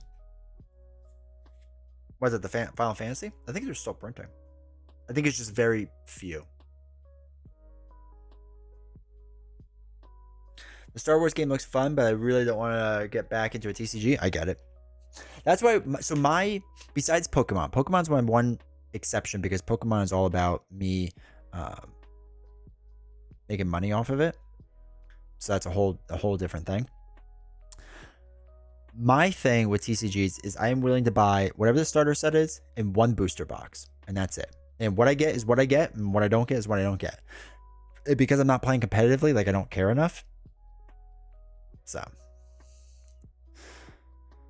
I never know if I want to sell or keep the ones that would mean money. You know, you gotta know what to hold on to. So it's you always hold Charizard. Always hold Charizard. Charizard would always be worth more money in the future. Always trust the lizard. It's always going to be worth more money. Pikachus are usually worth more. Any of the special illustration rare cards generally go up in value. It's rare that they drop down, except for like the first boom. But generally they go down. So you heard of Vice Schwartz? Kind of big. No, I have no idea even what that is. How many TCGs can the player base legitimately support though? I think a lot. I think the TCG model is can be super profitable. I mean, TCGs float entire businesses, like board game stores. It's wild. And I think more people get into it. Like, okay, so we talk about gateway games a lot, right?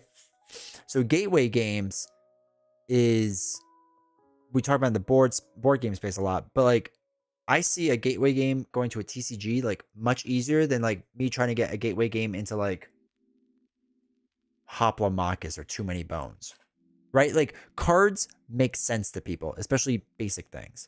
And Pokemon is going to be strong because of nostalgia. Pokemon has done so well because of nostalgia right now at this point, because like my generation is literally buying these cards now to like show them to our kids.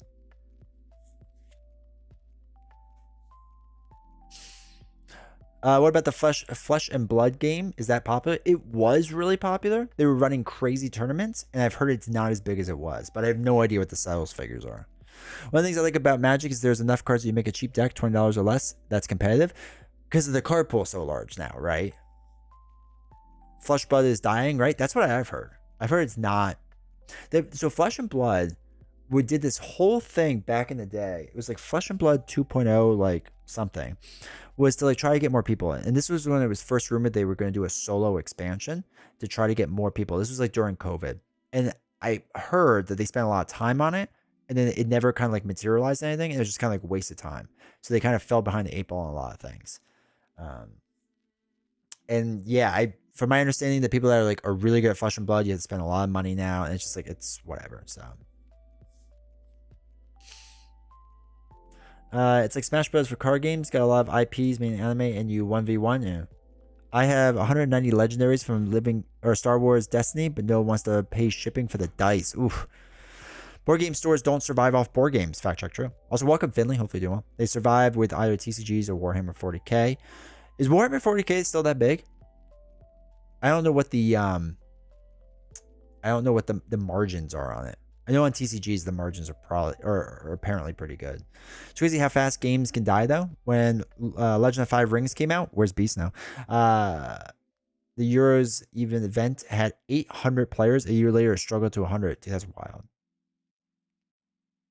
I don't think any LGS survives off of 40K. Also, welcome Power Prime. I don't, do they do it by themselves? Warhammer has never been bigger. How much of that is Henry Cavill?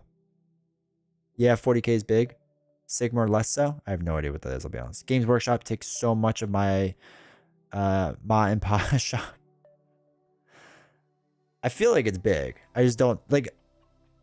I don't know in the States how like big it is. Like I know in Europe it's massive. I mean it's big in the States too. So I don't know. Sigmar is the fancy. Okay, I have a store next to me that is just a Warhammer store and nothing else. That's crazy. Also, welcome Mass Enigma.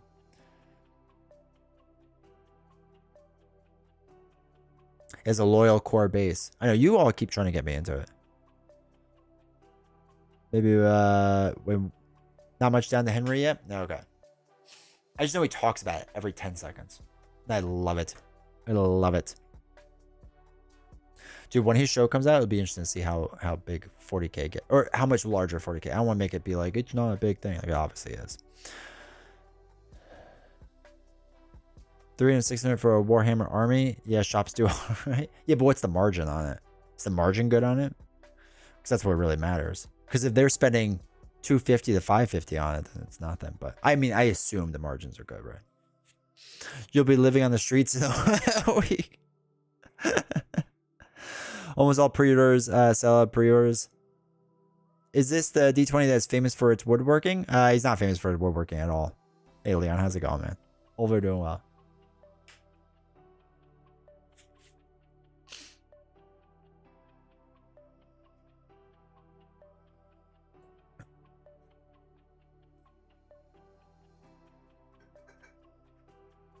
One day I'll start a board game store and I'll tell you all the insider information.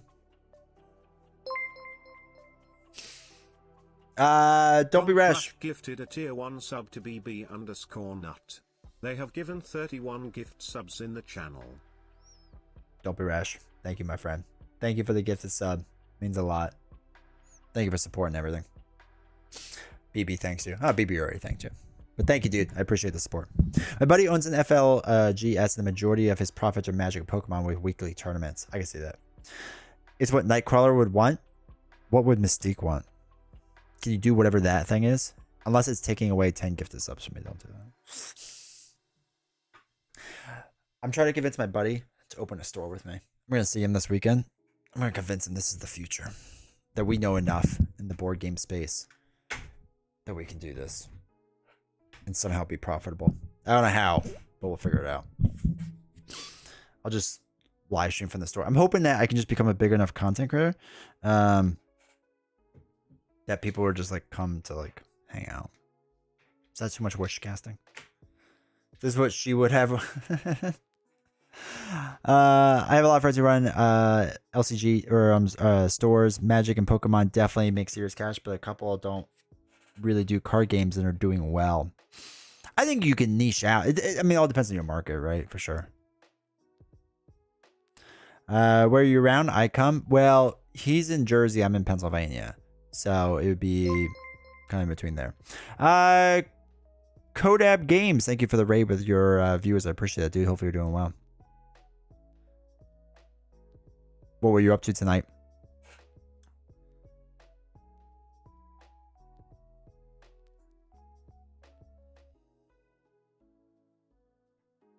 It's all about the community around the store. Yeah, that was our issue where I am. So we have no stores within a couple hours of us. And even that, we don't have a lot going on. So that's our big issue, is that we have none out here. So like, there's a market. It's gotta be. Yo, you were playing Marvel Midnight Suns? We were literally just talking about that. Well, let me rephrase this. We were talking about Midnight Suns as a thing for Marvel Champions. So we talked about that. I had to play that game. Chat keeps telling me I need to get into that game. Do it soon. I know it goes on sale a lot, so one day we'll pick it up. It's good? Yeah. Surprisingly so. Alright, we'll do it. Would novels support the endeavor? Absolutely not. Absolutely not. She is not a risk taker whatsoever. I am the risk taker in the family.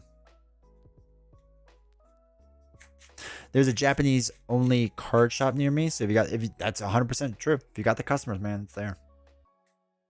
100%. It's amazing. All right, we'll invest in it. But no, novels would never do it. She'd be afraid of it not succeeding. Which is funny because she's the exact opposite of her brother. Love hanging with Wolverine and Magic. Still waiting for the Marvel token stream. The Marvel's token stream. Oh, with her like doing all the tokens and stuff? Yeah, we're trying to figure it out. Board game bookstore. I have literally proposed that to her. And she said no.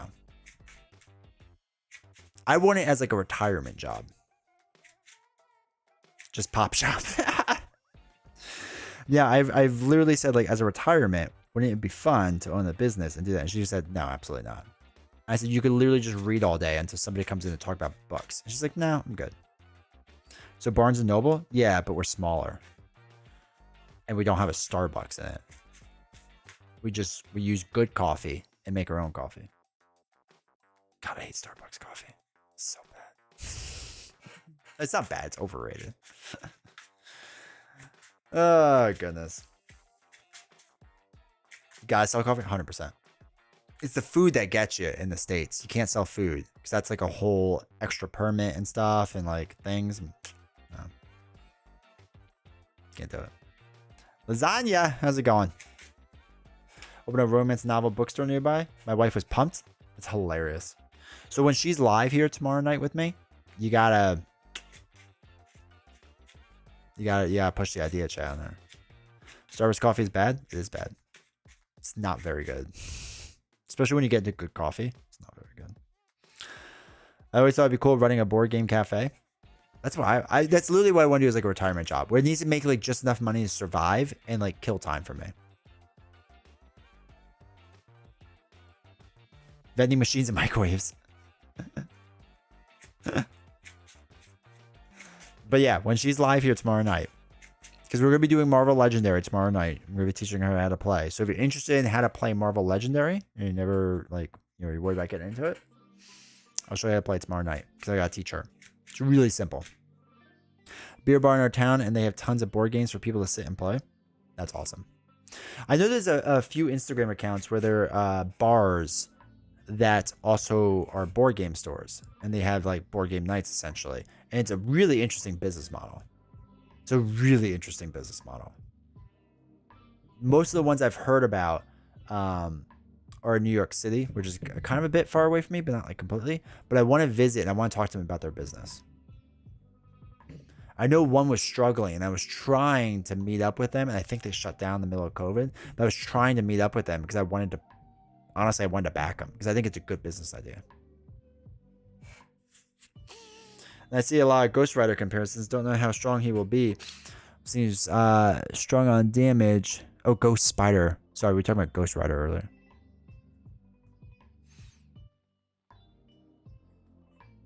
I don't think he's going to be OP. I think people were thinking he's going to be. I don't think he will be.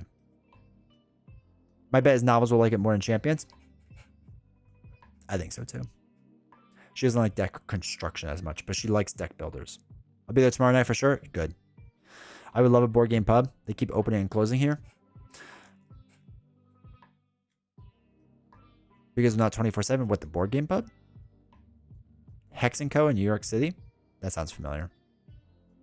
There was another one, and I know they closed down. Whoever it was I was thinking of. Maybe that was... does Hex & Co. still exist? Oh, that's why they opened 24. What expansions? I think we're just going to do core. I think we'll just do the core box to ease her into it. I think it's just the easiest thing to do. Brother-in-law's birthday at the Twins game, but we'll try to jump on later if you're still on. Appreciate it, dude. Take care. If not, tomorrow night, be live. All right, Hex & Co. Okay. Currently sleeving Annihilation. Nice. I have Annihilation over somewhere. Oh, it's right there. I see it. Which core box? Core. Not what if core. There's a lot of Red Lobster locations that may be available for cheap. We have a building they've been trying to sell for a while down the road from me. That was an old Pizza Hut. I would love to own that. I would love to own that. I think it might be easier to move closer to a board game store than to survive. I think you can do it. I think it could be done. I think it needs to be more than just a board game store. I think it needs another hook into it. I do want to learn Legendary. It looks interesting. It is. Don't Brush gifted a tier 1 sub to Berrigan_Finley. They have given 32 gift subs in the channel. Thank you, dude. Thank you again for another gifted sub, dude. I appreciate that. Appreciate the support. Appreciate it a lot. It's going to go straight into the board game store fund. Gaming pub. Core. Board and card game store. The stream could use more core. Yeah. It's my favorite. Core.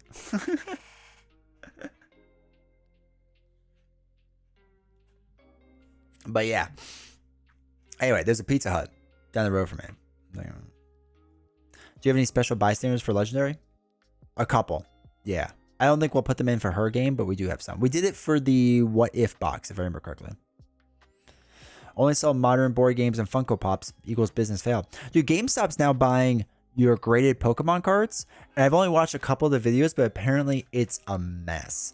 Like, people have like PSA 10s, like decent cards, and they're offering like $2 of store credit. The GameStop model is so hilarious. It's such a... my issue with GameStop, the issue I supported GameStop the whole time I was a kid. The day I stopped was when I pre-ordered a brand new game, and they gave me one of their generic cases of printed paper, and it was already open with the game inside. And I was like, this isn't brand new. And they're like, well, we ran out. I was like, but I pre-ordered it. You should literally know how many to have because I pre-ordered it. And I felt like Jerry Seinfeld doing the whole, like, you know how to take a reservation. You don't know how to hold the reservation, right? Like, I felt like I was doing that bit because I got it the day it came out. Make a board game store that has rooms for content creators to record, use their audience to drive business.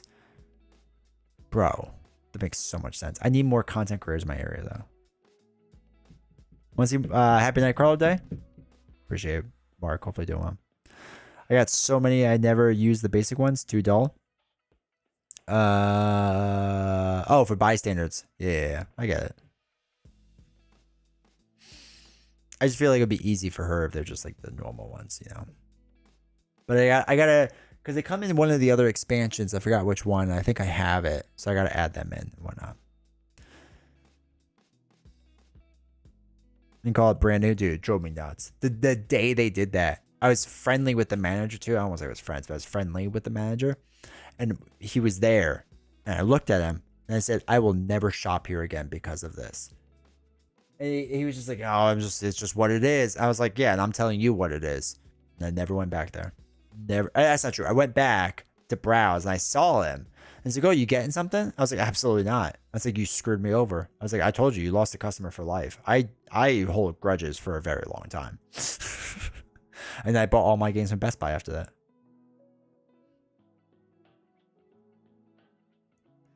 They come in 99% of all the expansions. Okay, good. That's good now. Miss those midnight release GameStop days. Dude, the midnight releases were so much fun. I was huge into the Madden games. I was really, really good at Madden. I just loved it. And we would do the midnight releases of those all the time. It was so much fun. And like the Zeldas, when they would come out, we did that. That was also great. You gotta wonder how they had a brand new game, but not the box it came in. Oh wow, they gave you the display copy and then they kept the box for the display. Yeah, exactly. A video game store despite GameStop, and we'll go to Lowe's instead and pay more because they're so upset with Home Depot. Because Home Depot is so inefficient at certain things. And I say this as somebody who worked at Home Depot for quite some time. I understand our inefficiencies very well. Though I personally shop at Home Depot because I can just do it myself. Though they get mad when you get in the forklift.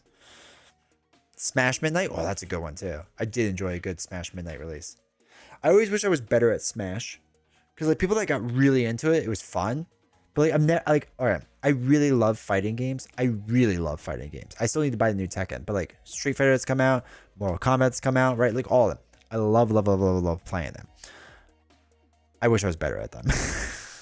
I'm just so bad at them, but they're so much fun. So much fun. Anyway, weird rant.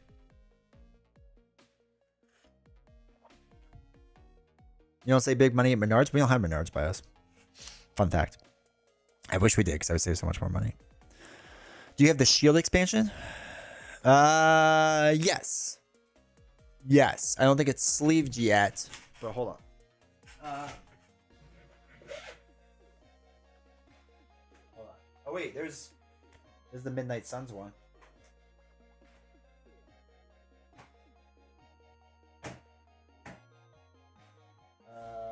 Or maybe I have sleeved it.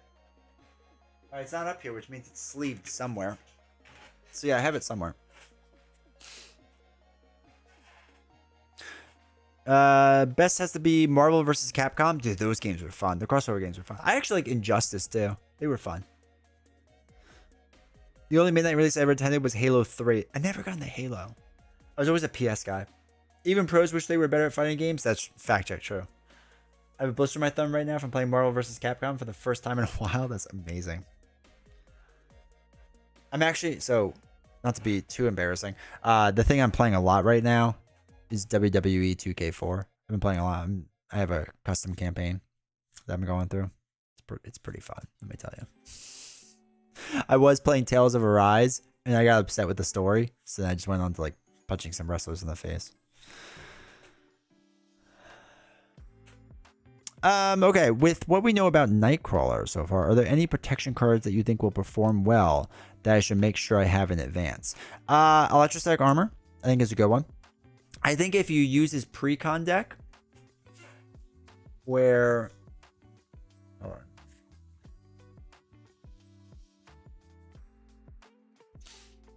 Like, so if you're doing a perfect protection build, right, and you're basing off of cards like Under Control and whatever, where it says like, after a hero defends against attached minions attack and takes no damage, deal 4 damage to attached minion. If you're doing perfect defense and run a lot of events, then you want to start doing like Flow Like Water build.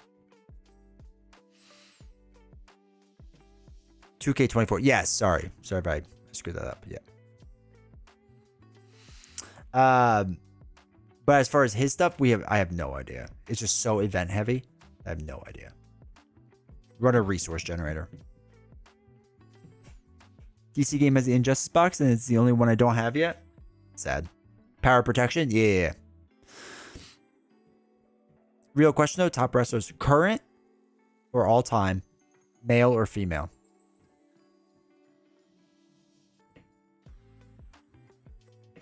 And top being just my opinion of who I like, I assume. And not like who's like the best technical or best mic or whatever like that. All time. I mean, so I'm a Shawn Michaels fan. I've always been a Shawn Michaels fan. I think when he was drunk out of his mind, he was incredibly good. So, he's up there.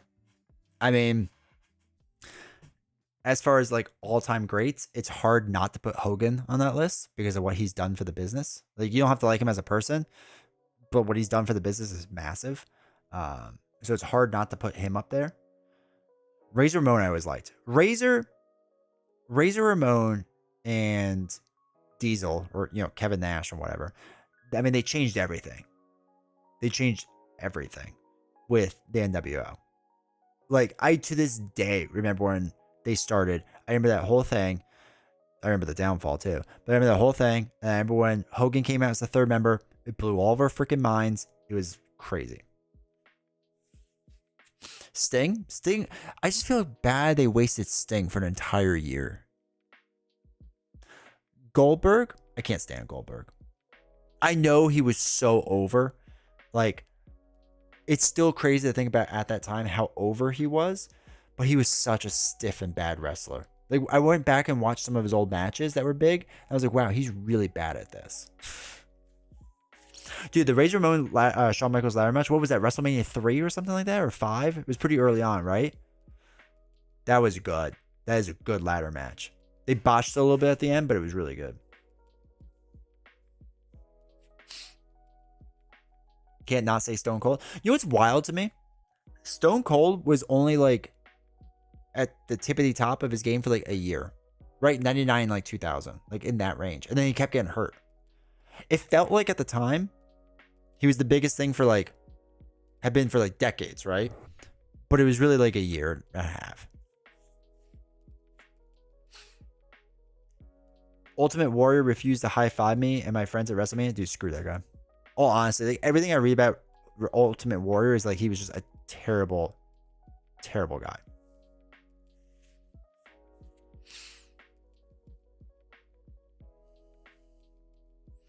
Dude had a broken neck. Who did? Oh, Stone Cold?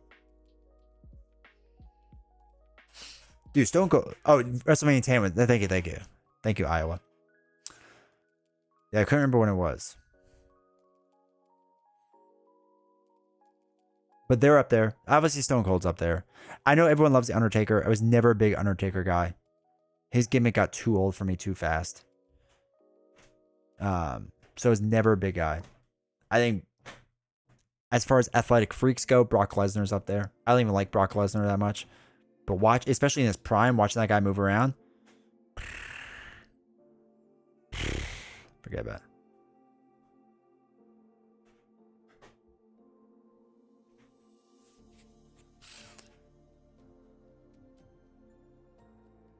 it. HBK is not the best there is, the best there was, or the best there ever will be. Fui Gaming. They have board game cafes. They serve drinks and coffee, and you pay $5 for a table. That's awesome. That's really cool.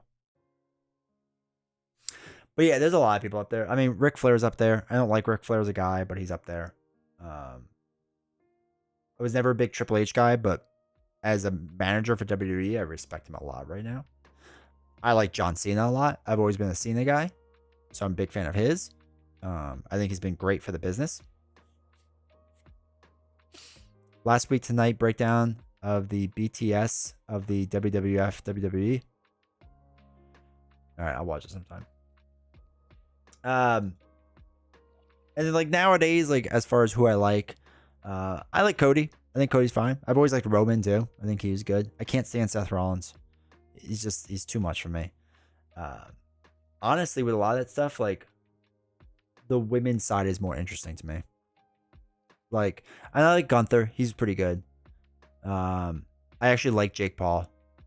Jake Paul? Logan Paul? Logan Paul. Logan Paul. I like Logan Paul. I think he's entertaining. Was it me or was Ric Flair always clunky in the ring? It's worse when you look back at it, but he was just so good on the mic. He was so incredibly good on the mic. That's kind of what like I think made him so good. Because the Ric Flair like flop is just like so over the top right now. But like at the time it was massive, right? Kane is so underrated. Kane was pretty good. I always felt like they treated him dirty as like just like a knockoff Undertaker. But he was better than people gave him credit for, I think, for sure.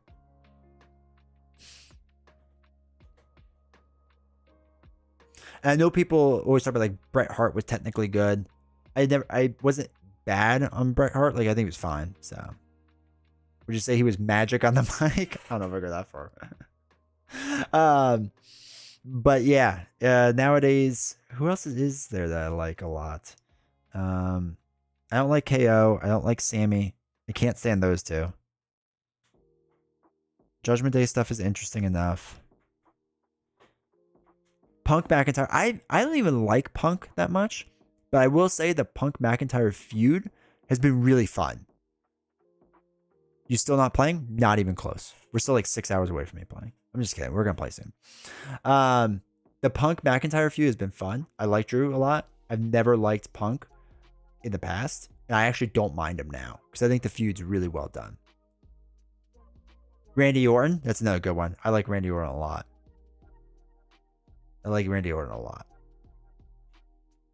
How crazy the WWE is cooler than AEW now? The only thing the AEW has going for it right now, in my opinion, is Toni Storm. She is just living her best life right now. And it's hilarious to watch. I love it. It's the only thing I watch now. The problem is I'm not big into like, I was never big in the ECW. So I never got into like blood matches and like extreme pain. Like that stuff has never interested me, like barbed wire matches. And I get that AEW is trying to corner that market, which is totally cool. I know there's a lot of people that really like that stuff. It's just not for me. It's just not me. Hey, Sticks Calhoun, did I just date myself? A little. A little.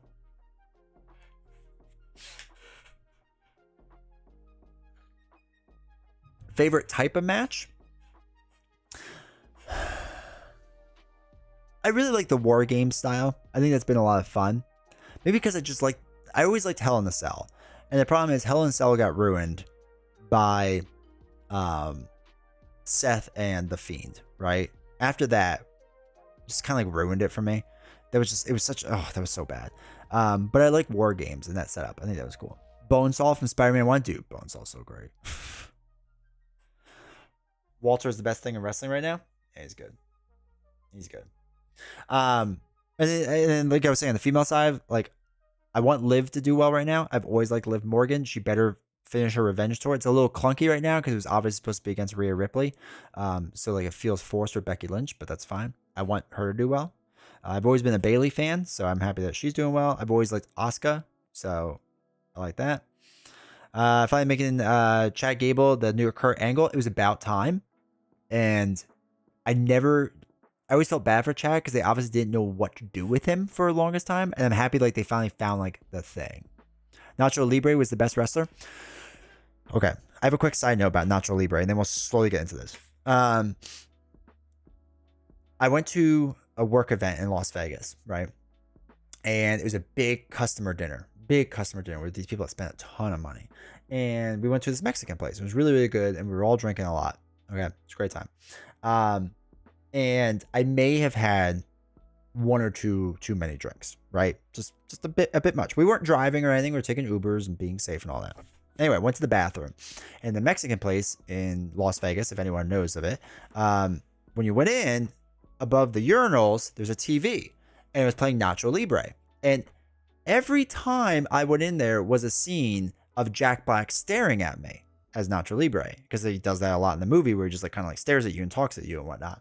And I'm just like, oh my god. So like I went to the bathroom and it's just there. I was like, this is crazy, like whatever. And I would keep going back in. I didn't realize that the screen was frozen and it was just frozen on an image of him staring at me and they couldn't get it to work.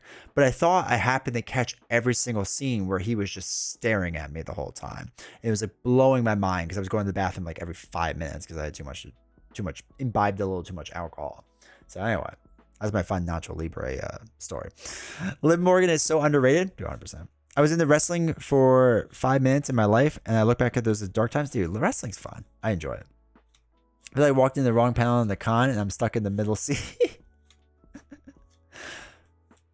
Christian's my all-time favorite. Never liked Christian. I never liked Edge either. But the Hardy Boys, yes, I'll take him. Especially Jeff. Even though he's got some, but 100% fan. All right. Daniel Bryan, never liked him. I never liked him.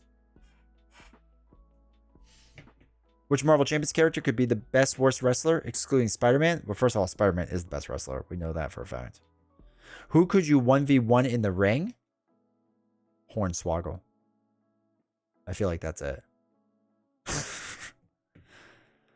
Timeless Tony Storm is the best thing in wrestling right now? Dude, like I was saying, she's living her best life. It's phenomenal. The Christian You Have Daddy Issues run was the last thing I loved in AEW. Christian is better than Edge. I'll give you that. It is. Which Marvel Champions character could be the best, worst wrestler? Oh, Wolverine. Did he do wrestling or fighting or something like that? Chris Jericho? Chris Jericho is fun. The whole Y2K thing was amazing. Wolverine with the foreign objects? Yeah. That's what I'm saying. Adam Page, baby. I liked Adam Page. I still like him. I don't think he's great or anything, but I think he's fun. Hulk's a good one. Chris Jericho needs to go away for a bit. Agreed. Cage fighting. That's right. Yeah, it was cage fighting in the first X-Men. Yeah, you're right. All right. As much as I love us talking about this. I know it's not what people come for, so I mean, it probably is what people come for at this point. Is for us to talk about random things. You want strangers to heal? No, I want him to be in the back so I never see him ever. Ever.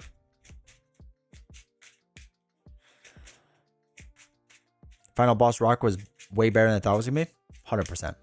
I thought it was gonna be a complete mess, and I'm happy with the direction it took. I'm happy they listened to the fans and did not go the direction of stalling Cody out for another year.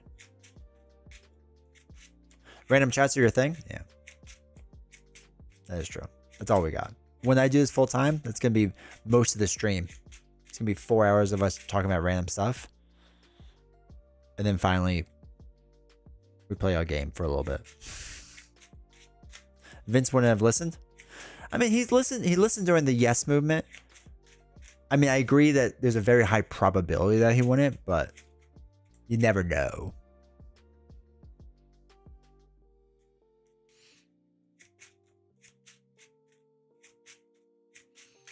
We'll have to have a wrestling stream one time. We'll just talk about wrestling stuff.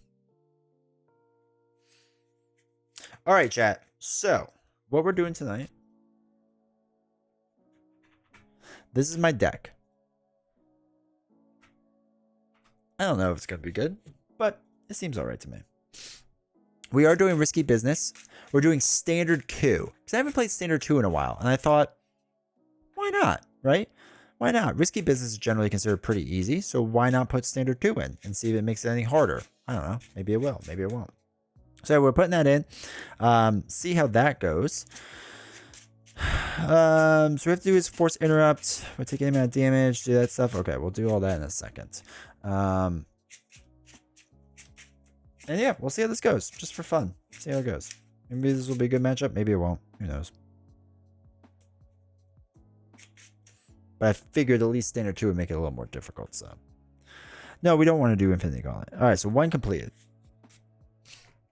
You don't have to worry about that, but it comes in with 2. All right, chat, you ready? Let's do this. Let's crush it. 2, 3, 4, 5, 6. All right, so we got armor, ice wall, counter punch, cry the perception thing, which we definitely want for the card draw thing. I think you're just now seeing the table. I know it's the strategy of these streams. It's how we get people to never come back into the channel. Is just doing stuff like this. Okay, counterpunch doesn't make sense yet. Defensive training, I like the idea because I have a lot of ready up heals in there. So, is there an over-under of seeing shadows the first villain turn? I mean, it's just guaranteed. It's gonna happen. Do we want to put armor in? No, we need to take some damage. I like Ice Wall, but it doesn't make sense in the beginning. It's too much. Let's throw away those. I do like the idea of defensive training so we can get some cards back. So we'll hold on to that just in case. 64. All right. So then we got Ice Blast, Green Double, and Chill Out. Whatever. All right. So let's flip up to Iceman. 2 Iceman. So we don't want him to flip yet. So we're not going to deal with that. All right. So let's use a double to play Cryokinetic Perception.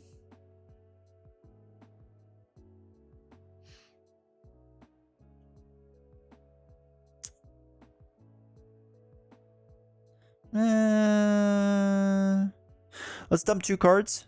Green Double and Ice Blast to play Chill Out. Remove 3 threat off of a scheme. I did it there. Then set a Frostbite thing. Actually, no, it doesn't make any sense because that doesn't matter. Because Frostbite doesn't matter for this. Okay, this is weird. Never mind. So actually, we'll use double to play Defensive Training. Where's a 2 counter? Put a 2 counter on there. And then we'll just thwart for 1, I guess, and just keep this down. All right, and we'll ready up. I'll hold on to Ice Blast. Maybe we can flip him early. I don't know. 2, what doesn't kill me. 3 is Ever Vigilant. Then double. And Arctic Attack. Obviously, I'm hoping to get his thing that makes me aerial. That's why I have Ever Vigilant in there. I was hoping I'd get a little bit sooner, but, you know, whatever. All right, this goes up by 1. So, Force Interrupt. When he would attack, place 1 Infamy counter on Criminal Enterprises instead. So, we do that. Okay. Then we get our bad card, which is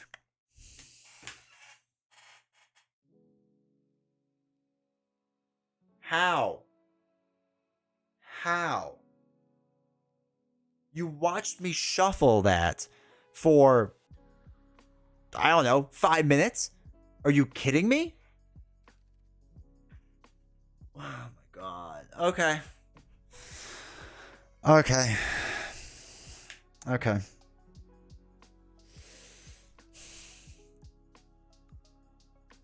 It's just such a meme at this point. All right. Put that in play.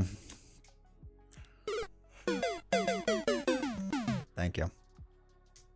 He did the thing.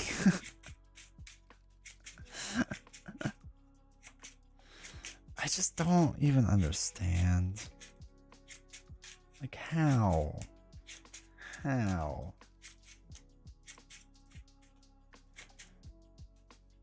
I'll hydrate in a second. I'm so angry.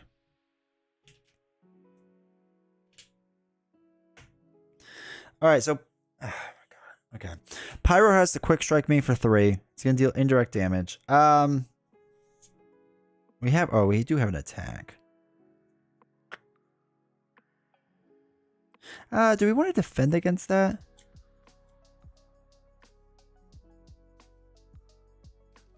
No, we'll take the hit. That should be fine. Yeah, we'll just take the hit of 3.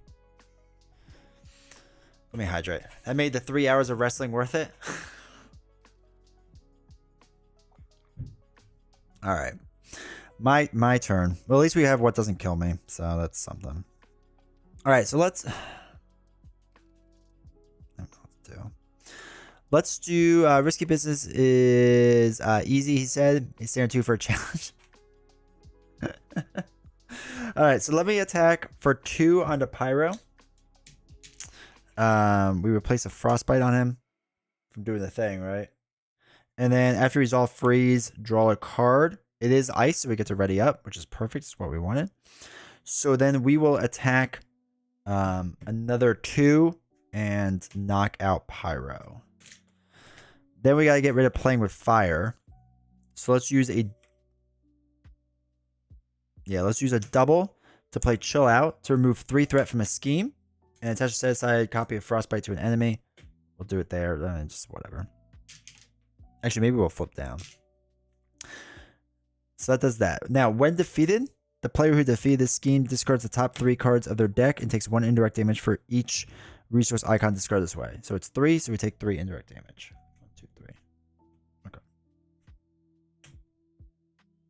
Need 5 BAMs to handle your luck? I know, right? Chase.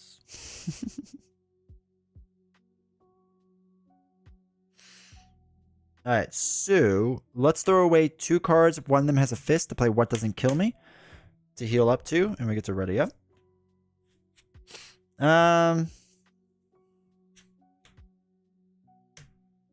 It's alter ego action. So let's deal 2 damage to get 2 of the counters off. Right? Because when Osborne would take any amount of damage, remove that many counters from Criminal Enterprise. So we'll do that. We're ready up. And then we'll hold on to Arctic Blast because maybe we'll do whatever. I was thinking 7. 3, 4, 5. All right. Bad draws. All right, so 1 goes on to here. Norman's going to activate where he just puts on an infamy counter. Or bad cards. Well, it can't be Shadow. Mob Mentality. Hero. The villain each minion engaged with you attacks you. This card gains Surge. All right, so he's going to attack me, but it's really just going to put an infamy counter on. So then it surges. Good thing you mulligan Ice Wall, I know, right? Private Security comes in with Guard.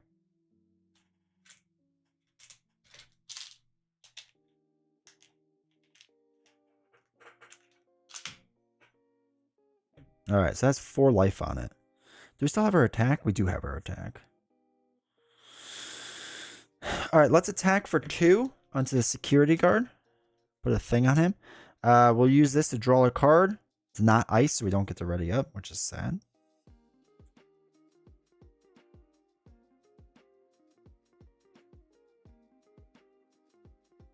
So let's use a double to play Arctic Blast to just knock out this guy. Give me your wrestling nemesis. Oops. I played Norman as well today. Nice. It's fun to play. I like it. We'll throw out Chill Out to play Endurance. Gives us 3 life. 1, 2, 3. We'll throw out Ever Vigilant to give us a Night Nurse.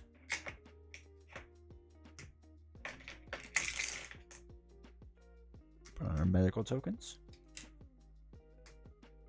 And ready up. Just kind of hanging out to build up. 1, 2, 3, 4, 5. Where's our belt? What doesn't kill me? You kidding me? You kidding me, chat? It's fine. All right, 1 here. He's going to put 1 more counter on, so we're up to 4 infamy counters. We do need to kind of work on that. Next card is Regenerative Healing. The villain heals X damage, or X is double to the villain's stage number. If no damage was healed this way, yeah, none was. This card gains Surge. So we're going to Surge. Dark Dealings. The villain's schemes are +1 schemes. So he's going to pop this. So it's going to be 3. Place 1 infamy counter on Criminal Enterprises. If you cannot, remove 1. Okay, so he pops this. Oh, wait. 1 completed. Sorry. Place 1 infamy counter on Criminal Enterprise. Then discard 1 card from each player's deck for each counter on Criminal Enterprise. So 1, 2, 3, 4, 5, 6. 1, 2, 3, 4, 5, 6. Alright, I didn't lose my belt, so that's good, I guess. Alright, if this stage is completed, the players lose the game. I get an extra back card. Man, we are doing poorly. Can I just say that now? This is like the worst you could ever do. Alright. Let's work on this, I guess. Wait, did we do a bad card? Oh yeah, it was the scheming thing. Yeah. All right, corporate acquisition. We now have to worry about. So, all right, let's do 2 damage. So we'll take 2 counters off. We'll use a green double to pay for what doesn't kill me. Heal 2. Yeah, because we have endurance, so we could do that. Ready your hero. Let's deal 2 more damage. Oh wait, we dealt damage. No, that's fine. That's fine. We'll deal 2 more damage. Take off 2 more counters. Put a frostbite thing on. Do this. Okay, these are upgrades, so we can ready up because it. No, wait, it's not an ice card, so we can't. Never mind. Gotta hit myself. Let's dump 2 cards to play your ice belt. 1, 2, 3. What do we have? 15 life? So we're good. We're doing really well with life. Okay, we'll ready up and hold on to electrostatic armor. So clone 3, 4. There's our ice slide. Jeez Louise, I was on the bottom. All right, we can finally start going after this. So we got 2 here. He's gonna put 1 more infamy counter on. We get 2 bad cards. Frostbite goes away. First one is Mad Genius. Norman Osborn. Discard the top half of your deck for each infamy counter on. Okay, I lost all the cards. Ice Cone and Frozen Solid. So we get an extra bad card. Bro, are we going to get wrecked by this from Standard 2? Is that what's happening right now? I feel like it's what's happening.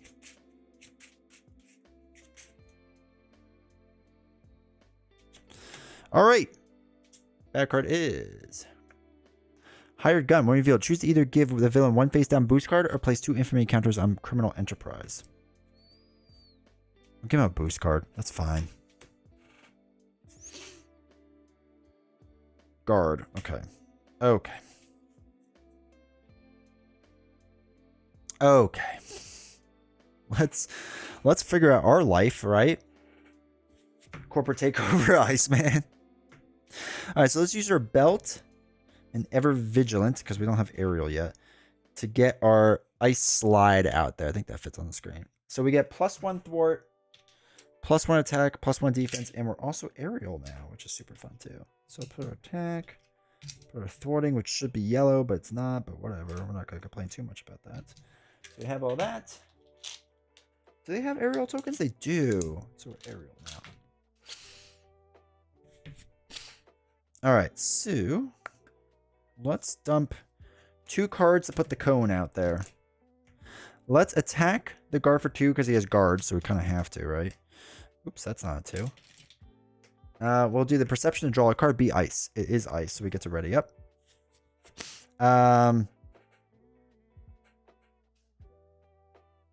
Let's do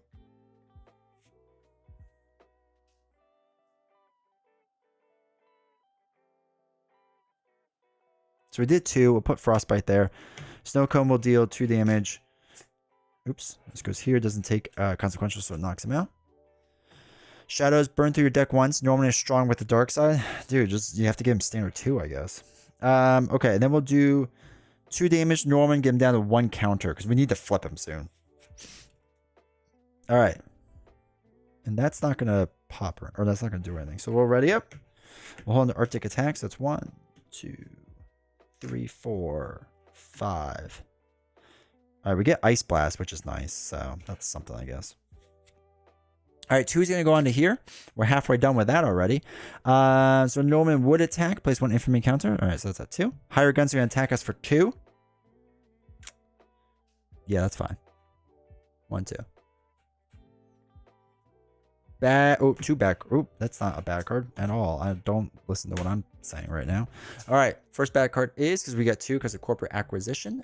All in day's work. Place 2 infamy counters on criminal enterprise. Okay. Cool. And another hired gun. So when revealed, choose either get the villain 1 face down boost card. Yeah, we're just gonna get boost cards. I'm gonna deal with that issue later on in life. Not today though, that's for sure. All right, so let's do Ice Blast first, right? So we're gonna use, our power belt.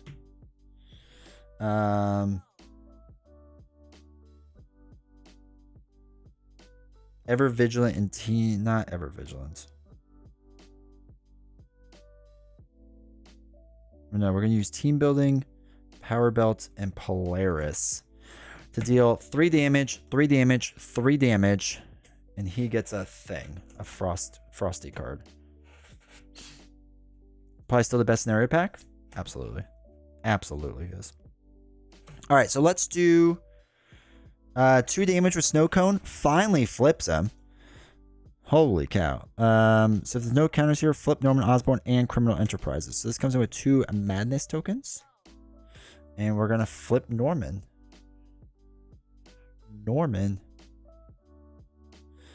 Actually, you know, we should have this spaced out a little bit more. Put this up here. So he's going to come in. When revealed, deal 3 indirect damage to each player. 1, 2, 3. That's fine.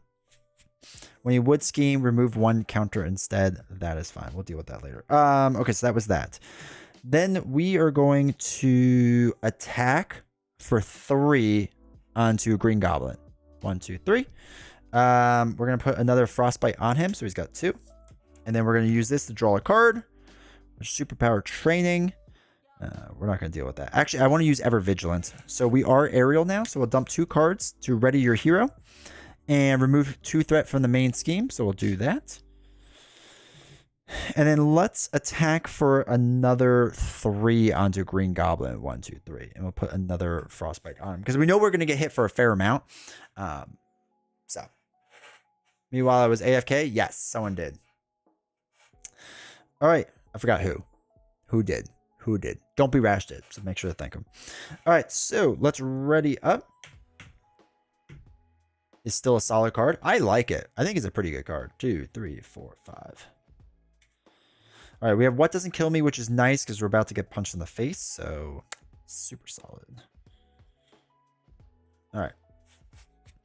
Are we going to defend? What do we have? 10 life? We have What Doesn't Kill Me. So, all right. So this is going to go up by 2. We do have to kind of keep this in check. I was hoping to get X going to give it to you at some point, but yeah, here we are.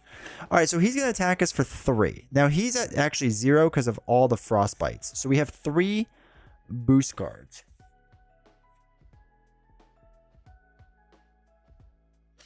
Do we defend the 3? We have 10 life. Yeah, let's defend. We're going to defend 3. So he actually has -4 right now. So it's going to be 1, 2, 3. Overkill. Place 1 infamy counter. If not, remove 1 madness. So, all right. 3, 4, 5, 6, 7. 3, 4, 5, 6, 7. Against our 4. So that's, hold on, wait, let's do the math this way. So it's 1, 2, 3. We have 3, so it does 0 damage to us. Okay. Wow. That was a lot. Oh, after you resolve your freeze ability, exhaust this card, because we did the freeze ability, right? When it makes a basic attack defense, draw a card. It's not ice. Oh. but we could respond with a counter punch. So after your hero defends against an enemy attack, which we did, right? Because we defended against it with this, deal damage to the enemy equal to your hero's attack. I believe we can still play that from the card draw, which gives us 3 damage. Now we get our 2 back cards.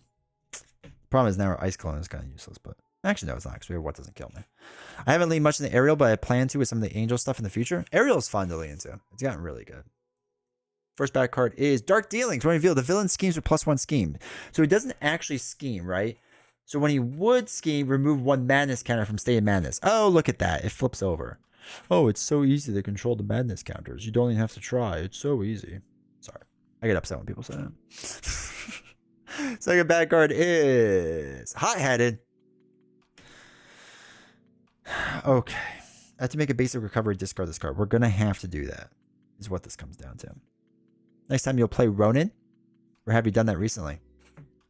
We did it somewhat recently. Excuse me. But I don't know the next time we will, to be honest. Maybe soonish. All right, let's do... But it's so easy to control the madness counters? Is it? Is it? Because it just went out of the way. All I see is the bashing. Okay, so double in this gets us What Doesn't Kill Me. Heal 2. 1, 2. He'll play Ronin when he has Mystique Hero Pack. Agreed. Agreed. All right, so after you attach a Frostbite upgrade to an enemy, take 1 damage. Okay. I don't want to do that yet, but I don't hate that.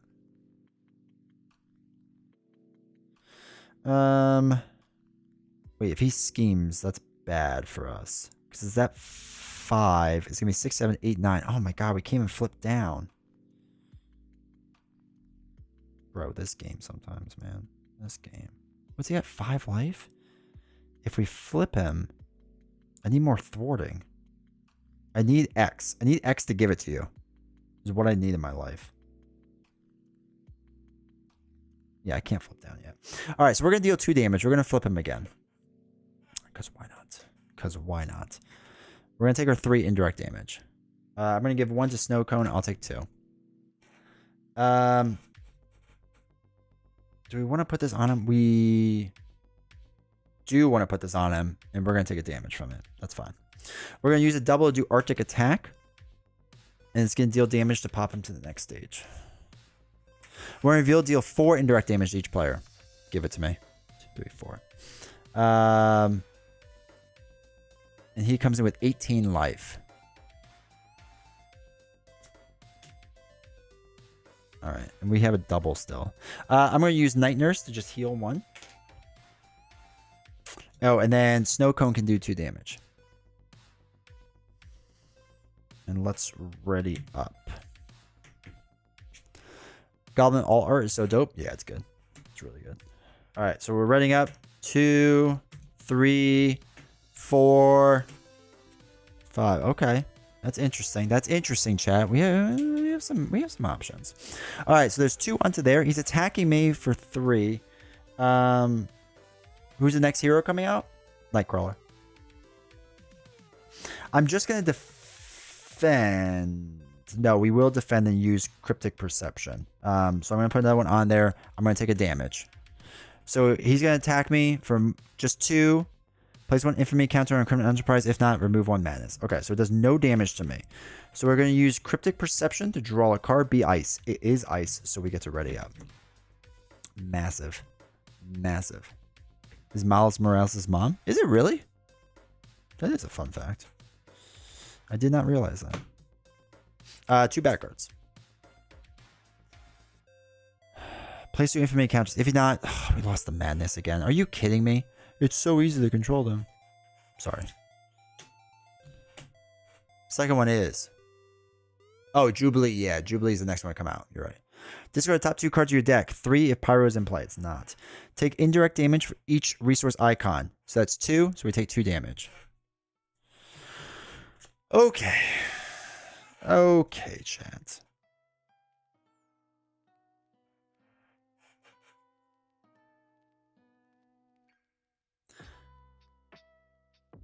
I do not like the situation I am in now. Can I be honest? But it's so easy. I feel like I'm taking crazy pills. All right, so I'm going to use a double and power belt, sorry, to play Frozen Solid. So hero form only attached to enemy. Okay, that's fine. When the attached enemy would activate, so hopefully that's going to stop corporate acquisition. But the ability to give all the allies, it's a sneaky good ability, and I wish more leaders of groups had this trait. It's a really fun ability too. All right, so we're going to thwart for 2 off of here because of our ice belt, right? We're going to use a green double to play What Doesn't Kill Me. To heal 2. Ready your hero. That's only going to be 5. We are going to flip down and make a basic recovery to get rid of hot-headed and heal 4. 1, 2, 3, 4. Ice slide. It's shuffled into your deck.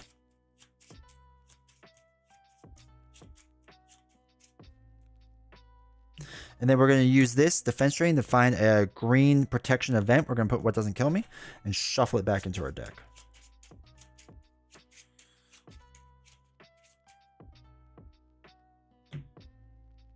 All right. And then I think we're good then. Yeah. And then we'll ready up. We'll hold on to these 2 cards just in case. All right. So we have 1, 2, 3, 4, 5, 6. Oh, there's X. 2 onto here. Now, he would thwart, but instead, when attached enemy would activate, discard Frozen instead. Then attach set aside copy of Frostbite to the enemy. So he gets Frostbite. Cool. We get our 2 bad cards. Don't be like an advance. Mad Genius. Norman. Discard the top card of your deck for each infamy counter. So we discard 2 cards. Ice Wall on the double. Sad. Sad. Heal the villain is X damage, where X is equal to double the villain stage number. So that's 4 life he heals. So he just goes back up by 2. All right, so now it's our turn. All right, so what we're going to do is 1, 2, 1, 2. Oh, I forgot to shuffle 1 ice card from your discard pile back in for each frost. Oh, I don't think there was any in play, so I think that's why we did that.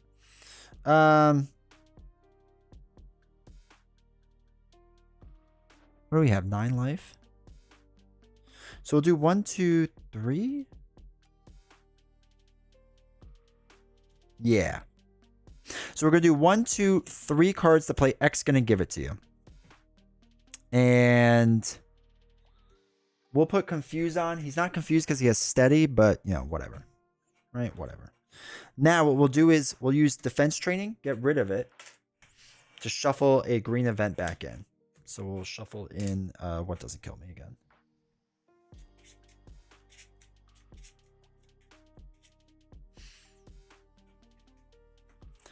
All right, so let's flip up to Iceman. Snow Cone can deal damage to flip him over. Comes with 2 Madness tokens. Deal 4 indirect damage. We'll take 2. And X is going to take 2. Yeah, that's fine. X is going to knock himself out to thwart 3 onto the main. We have 7 life left. Okay, that's good. Night Nurse is going to heal us 1.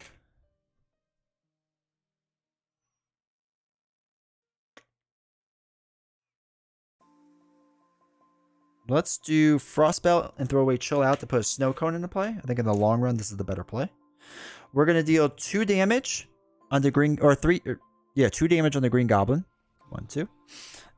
User Perception, draw a card. Just chill out, man. Oh, but we get to ready up because it's an ice card. We did attack, right? So we get to put a Frostbite on. We're going to deal 2 more damage. 1, 2. Put another Frostbite on. And Snow Cone is going to deal 2 damage. 1, 2. And then we're going to ready up. We'll hold him to Chill Out just in case. I feel like we might need it. All right. So 1, 2, 3, 4, 5. Okay, we didn't get the card we wanted, but we did get Counter Punch. Oh, but we don't have a fist resource if we get rid of it. Well, that's bad.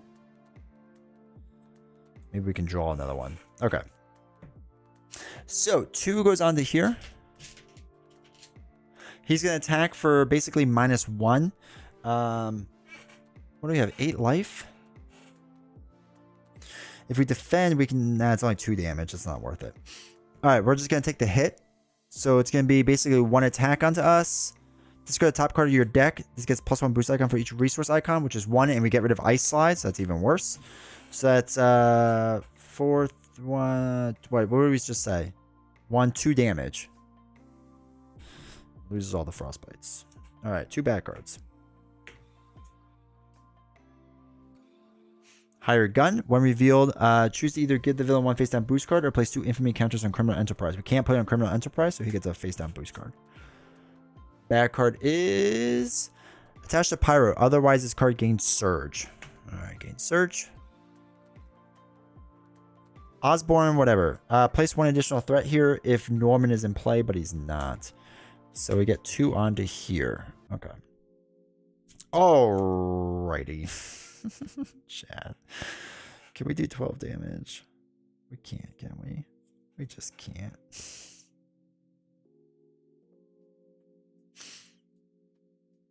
I just want to win. Can't I just win? Alright, so let's deal our 2 damage to Norman. 1, 2.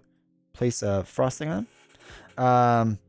We get to do this to draw a card, be attack. Ever vigilant. Actually, that's not terrible. Actually, I don't hate that. Okay, Snow Cone can deal 2 damage. 1, 2. Snow Cone can deal 2 damage. 1, 2. Let's use 2 cards to play What Doesn't Kill Me. One of them has a fist resource. We get to heal 2. And we ready up. So now we can exhaust to deal 2 damage. 1, 2. Oh, wait. I just did it to me. 2. 1, 2. And then we could throw away... Well, no. We might want to do Frozen Solid instead. 2, 4, 6. 7, 8, 9. Oh, that puts us so dangerously close. That's just... Oh, I should take these off before I confuse myself. If we Frozen Solid him... No, we can have a Snow Cone take it instead. That's fine. All right, so let's throw away 2 cards to play Ever Vigilant to ready your hero and remove 2 threat from the scheme. Or did we not attack him? Did we not put a Frostbite on from before? I don't think we did. What mechanic allows you to shuffle ice cards back in? Flipping down into Alter Ego does. And then we're going to attack for 2 more. 1, 2. So we just need to survive, and we're fine. So let's ready up. I get my 1 card, which is Karma. That goes down. Let's get shuffle up. Hey, Black, how's it going? How are you feeling about Nightcrawler? So far, so good. I'm excited for him as well. I don't think he's going to be over OP or anything, but I'm excited for him. I think it'll be fun.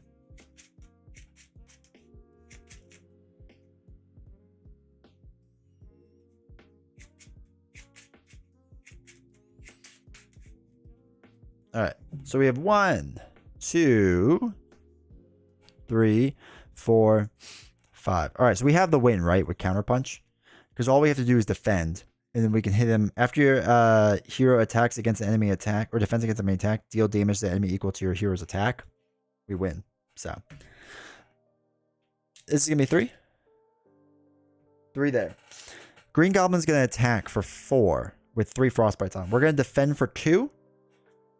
And we're going to put another Frostbite on. So basically, he's attacking for 0 with the Frostbites. We're defending for 2. It's 3 plus a star. Place 1 infamy counter. If not, remove 1 madness. So we take a damage. We actually get to do the whole freeze thing first and draw a card, which is actually raises us up, which is fine. But we get to play counterattack from our hand. After your hero defends against an enemy attack, deal damage equal to that hero of your attack. It's 2 damage. Done and done. Just out of curiosity, just because I'm always excited to see how the game would have ended. Hired Gun would have done 2 damage to us, which is fine. And then we would have gotten 3 bad cards. Just for fun, I want to see how this goes. Choose to either spend 2 resources of any type or give the villain 1 face down boost card. I would give him 1 face down boost card for fun. Next one is his glider. Attach the enemy with the highest printed hit points. It would actually be this guy, but that's fine because he has none. But let's just say I went to Green Goblin. Doesn't really matter. So, and next one is private security with a guard. That does make things a little tougher. Now we did have ice slide, which is nice.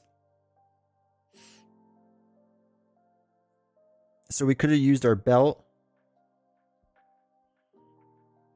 I don't know. Frozen solid to play ice slide. And would have given us all of our stats back. So we could have done 3 more damage and then done 2 more and 2 more. So 1, 2, 3. He would have had this on.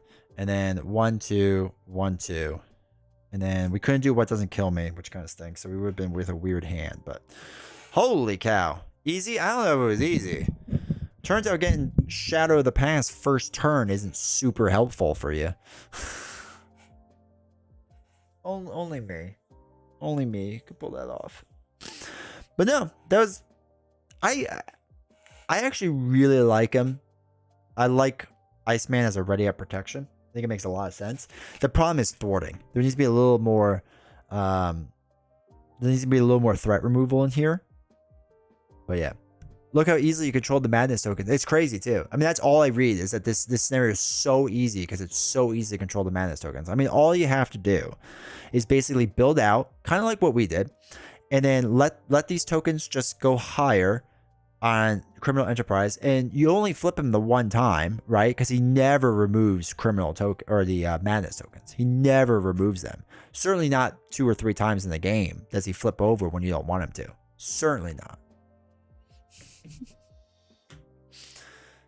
Never back down?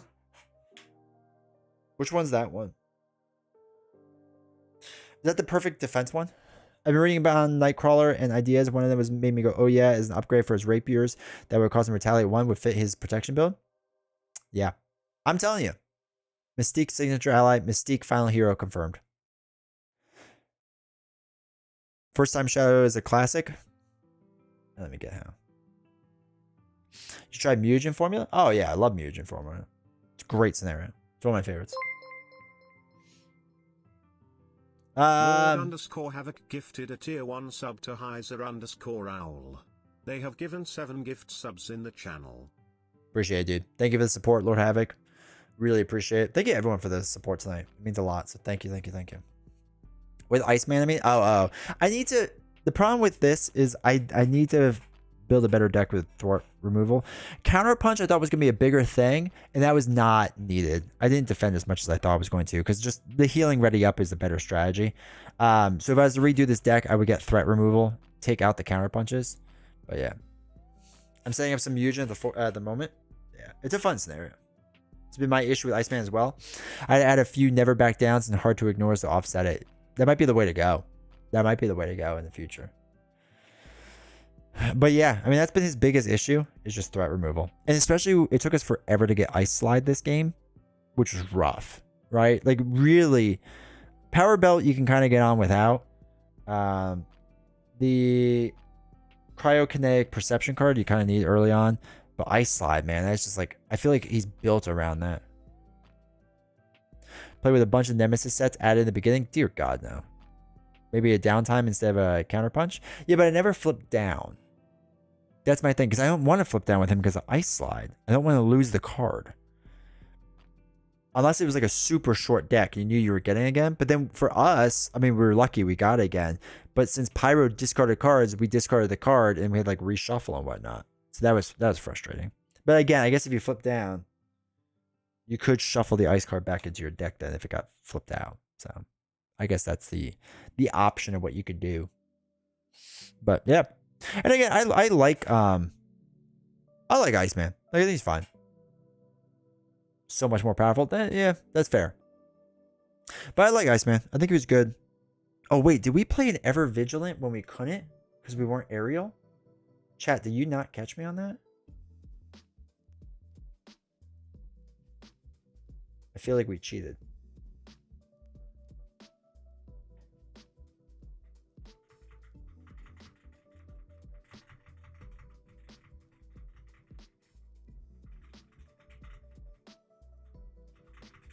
Hold on. I'm going back to see now.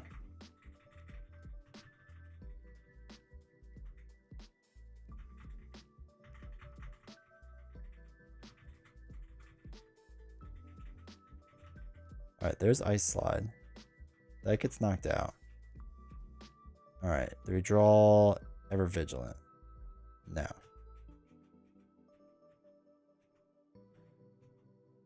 Alright, we're throwing away 2 cards.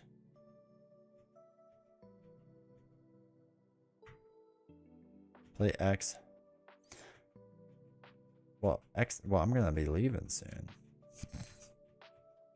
I'm double checking this. Because I feel like we played Ever Vigilant when we couldn't. But maybe we didn't.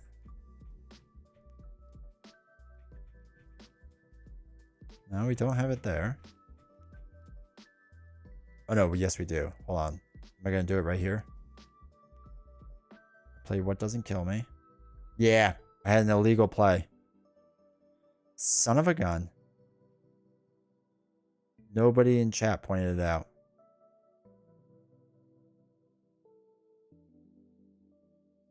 Son of a gun. I am a cheater.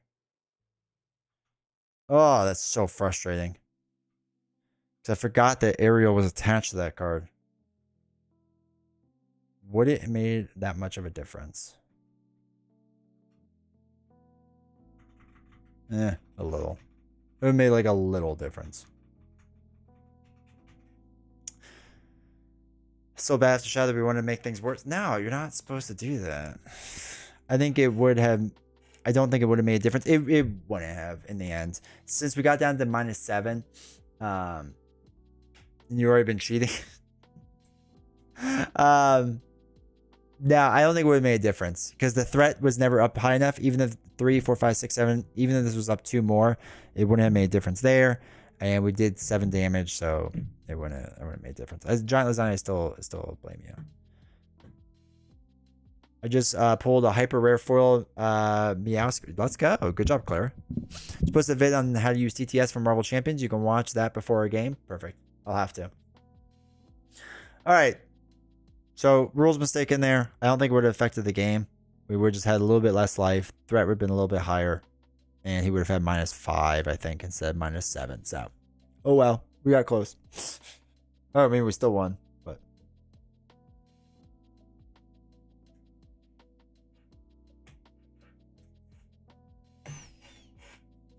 D20, I posted a vid on how to use TTS for Marvel Champions. Actually, wait. Chat. Did you not catch me on something else?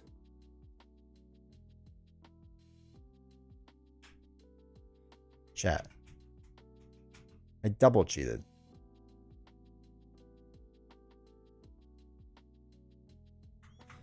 Okay. Because chat, no one's catching me. No one's catching me. I never killed the guy with guard. So snow cones would have done 4 damage, knocked him out. So he would have had 1, 2, 3, 4, and 1, 2 higher. So actually, we would have only won by -1.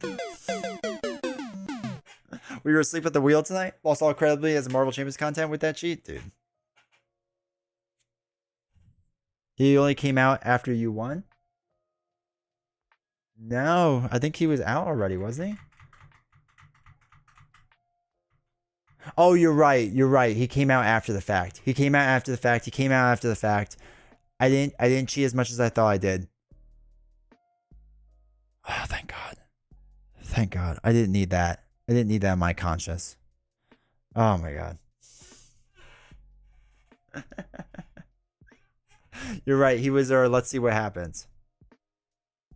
Equally dead? That's true. That's true, girl. So still a cheater, but not a double cheater. That's 100% less cheating right there. If you go from 2 cheating to 1 cheating, it's 100% less cheating.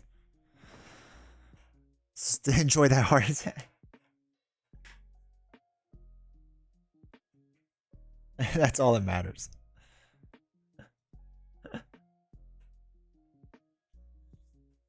Listen, you're entertaining us no matter what. It's fine. You know, I'll get the hate comments on YouTube, right? When I put up this video later, and the YouTubers will be like, you know, actually, you're trash at the game. And I'll be like, I know. I never said I was good. I said it was fun.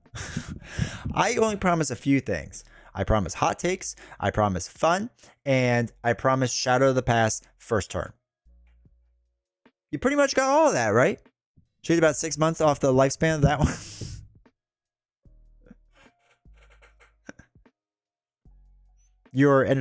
I don't care how you phrase it. Doesn't matter. Just say it was Alice rule. I think in Nightcrawler about to be top 3 4 protection deck. It'll be interesting. I think it'll be good. I don't know if he's gonna be as strong as everyone thinks, but we'll see. I was disclaimer in my vids that I suck at the game. Saves me worrying about many rules mistakes. I'm surprised they still don't give you a hard time. Nah, it's all good. It's all good. I do it for my sanity too. That's all right.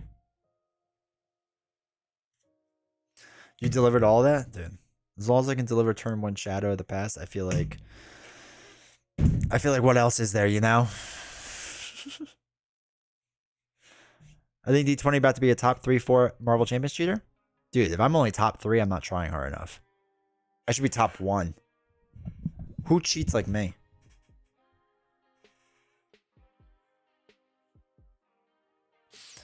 His events are hungry for those BAMFs, so I don't know if he'll always get to defend them. That's a part of the problem, is that you will always have to spend a resource to get it back. And if you have 2 events that run it, it's a bit tougher. Right? So you can only recall it once. So you have to have it already on or in hand to play it. So if you have 5 cards, you lost 1 card because of the effective cost of 1. You spend 2 resources or a resource to get the 1 event out. Uses that card. You have 1 card left basically to get BAMF back into play. So that's the thing. Like, it has to be low cost because of how to like get BAMF in over and over. So that's why it's obviously low cost. And when you first see it, it kind of like hits you hard. But as you think about it more and more, it's not as low as you think it is. Multiple BAMFs? It's going to be 3. 3 BAMFs. It's nice that you can get that back in the villain phase. But how useful that will be remains to be seen 100%. 3 is good. 3 is solid. I'm just telling you right now, signature ally is going to be Mystique, confirming Mystique hero pack. Only 2 BAMFs in Marvel Nightcrawler and Sam Jackson. That's true.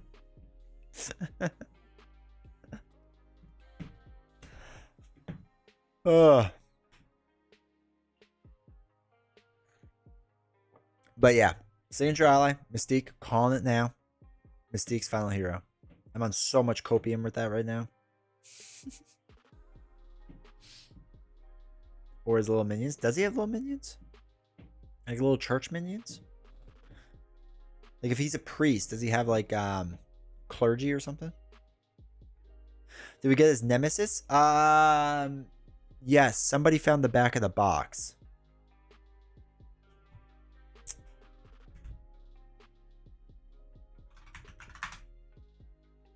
Thoughts on basic Gambit? I like him. I like him a lot, actually. Signature ally is Kool-Aid Man. Don't give me that much hope. Don't give me that much hope.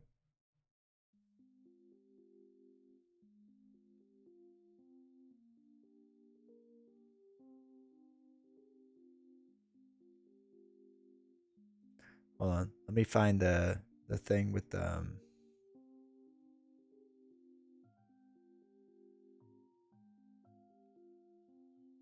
give me a second. Oh shoot, I don't know where that is now.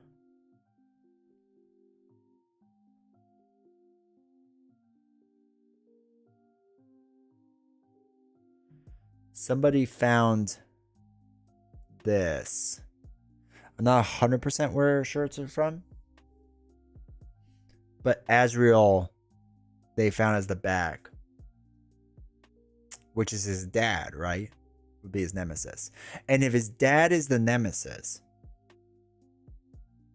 chat, we know who the signature ally has to be. We know who it's gonna be.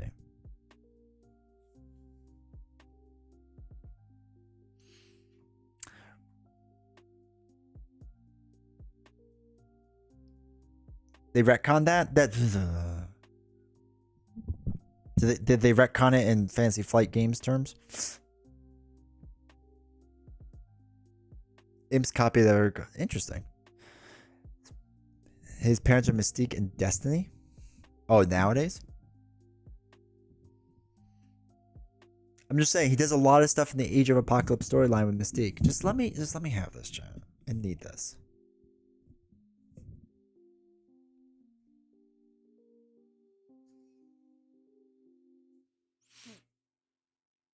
Who else on the X-Men had daddy issues? Mystique. Let's go. All things point to Mystique is what we're saying. I know we did a poll earlier. We were all like, that wasn't going to be Mystique, but I agree, though. The argument for Mystique being next hero is strong. Give it to me. Give it to me. Mystique getting a hero before Magneto would be criminal. I get the argument for Beast, right? I get the argument for Beast. I really do. I don't think Magneto as a hero will be good. Like, I know everyone wants that. I just don't think it'll be good. Laura Kinney has daddy issues for sure. Did you see that? They did like a new backstory comic of Laura Kinney, and it is incredibly good. It's incredibly depressing, but it's incredibly good. I will say I am glad that the X-Men stuff is coming to a close. I'm excited to get some abstract stuff like Ghost Rider and the Hulkbuster or something. I agree. Like I said earlier, I'm happy that people that have really wanted X-Men finally got their X-Men stuff. But this is the only thing. It's the only time we've had 3 things in a row be exactly the same. And I'm done. I'm done. Done with X-Men. I'm happy people got it, but I'm done.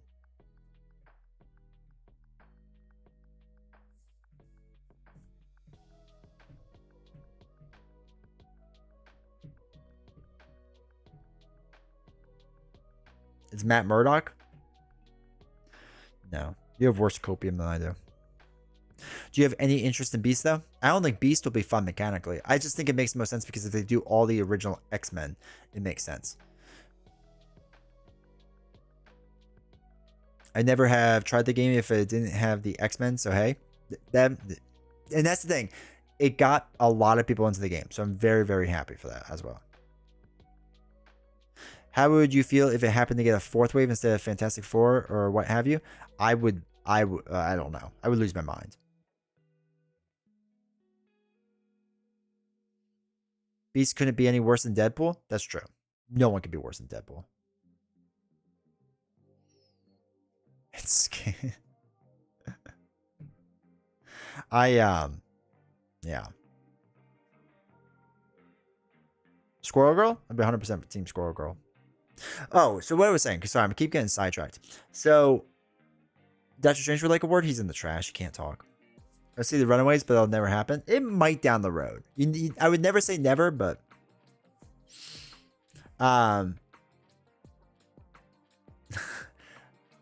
Beast makes a lot of sense because it's the only original X-Men that's missing still, right? So Beast makes a lot of sense in that regard. So I get that argument. I get why people would want that. Makes sense.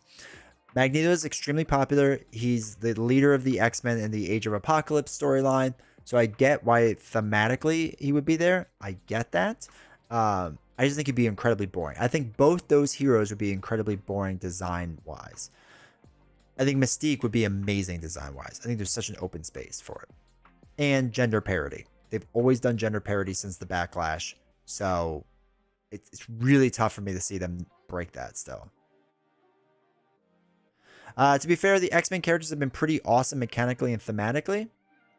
Yeah. I mean, I like half of them. Like, including X-Force heroes, I like half of them. So, they're batting like 50% for me. Did you win? I got distracted. I did. I cheated a little bit, but I won. And I thought I double cheated, but then I didn't. Never thought we'd get champions. I hope they do more with champions. First pull, Shadow of the Path, yeah. First bad card. I'd rather see Emma Frost if we're doing anti-heroes. I would see Emma Frost too. We get Polaris. That'd be a crazy Dark Horse pick. The Beast and Nightcrawler would team up called Blues Brothers. That'd be funny though. How do you think Mystique would play? I think you could put your cards into the villain deck, and instead of like the other ones where like the cosmic cards where like if they get discarded as a boost, it doesn't do anything. I think if it got discarded as a boost, it does do things, or as a battle card, it does things, and it helps you out. That's how I see it being played.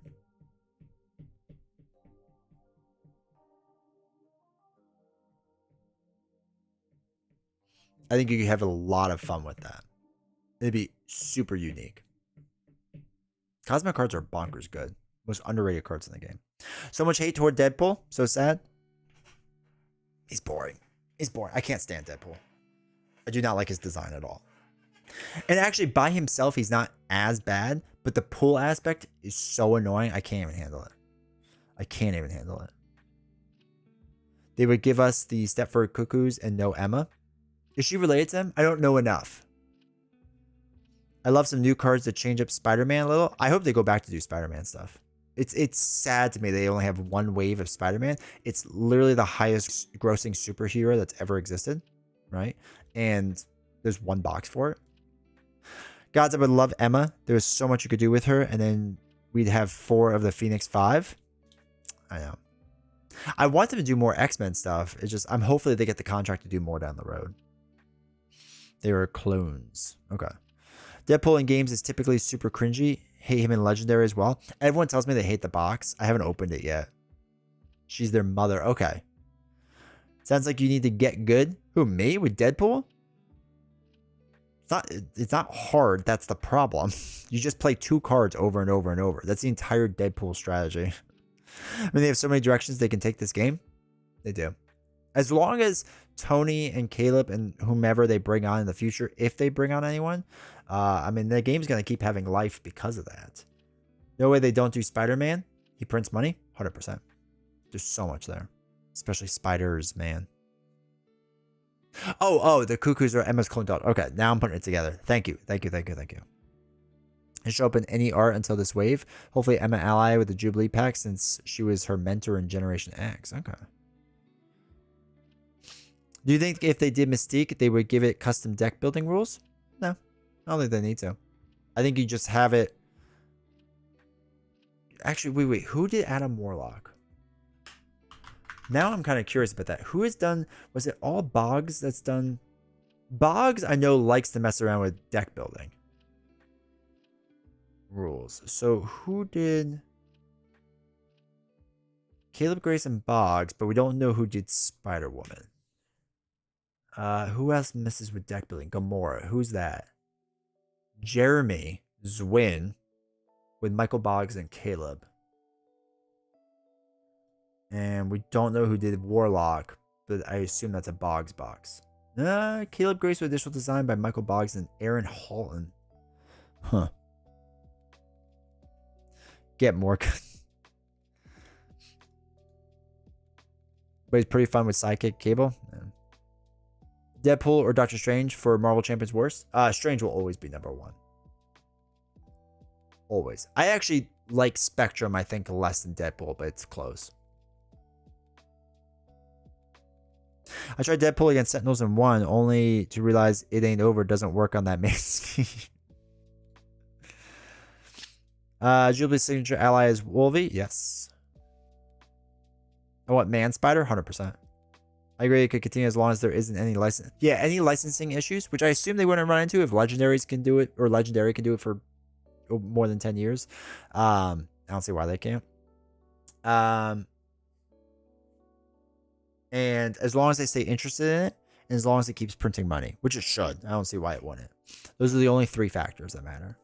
Because like Lord of the Rings ended because Caleb and Michael have said that they were just like, we felt like the story was told. And luckily with Marvel, there is a billion stories to tell. So it's just kind of as long as I want to keep doing it, you know? Emma and the Hellions would be nice. Be cool to play Emma alongside Kitty too, after how well they work together in Marauders. Not a single signature ally, but a non-signature ally is possible. Cyclops. I hate Cyclops. Terror from Hellions would be perfect. Midnight Suns would be sick. Yeah, we were talking about Midnight Suns earlier. What if the final hero is Organized Play Kit Man? He's the final villain. And he just has scalped prices.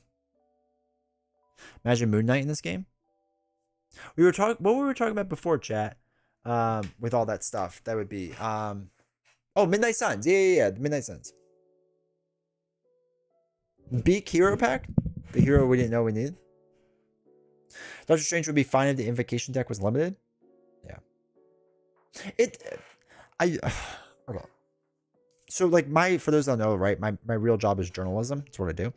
I want to sit down with Caleb and or Michael Boggs and just be like, please explain to me the thought process behind you nerfed Hulk because he was too strong, but you let Doctor Strange just go as is. And they were back-to-back hero packs. I need to understand that. I don't understand the thought process behind that one. I really don't. How that happened, out of all things. Final champion is Gold Balls. Gold Balls going to give it to you. And the Suns would give me at least Nico and probably Carolina. Hopefully I'm saying that. Signature Runaways case. We were talking about Nico because I didn't know much about them. And Nico seemed really interesting. Oh, you were saying Cyclops design. Thank you.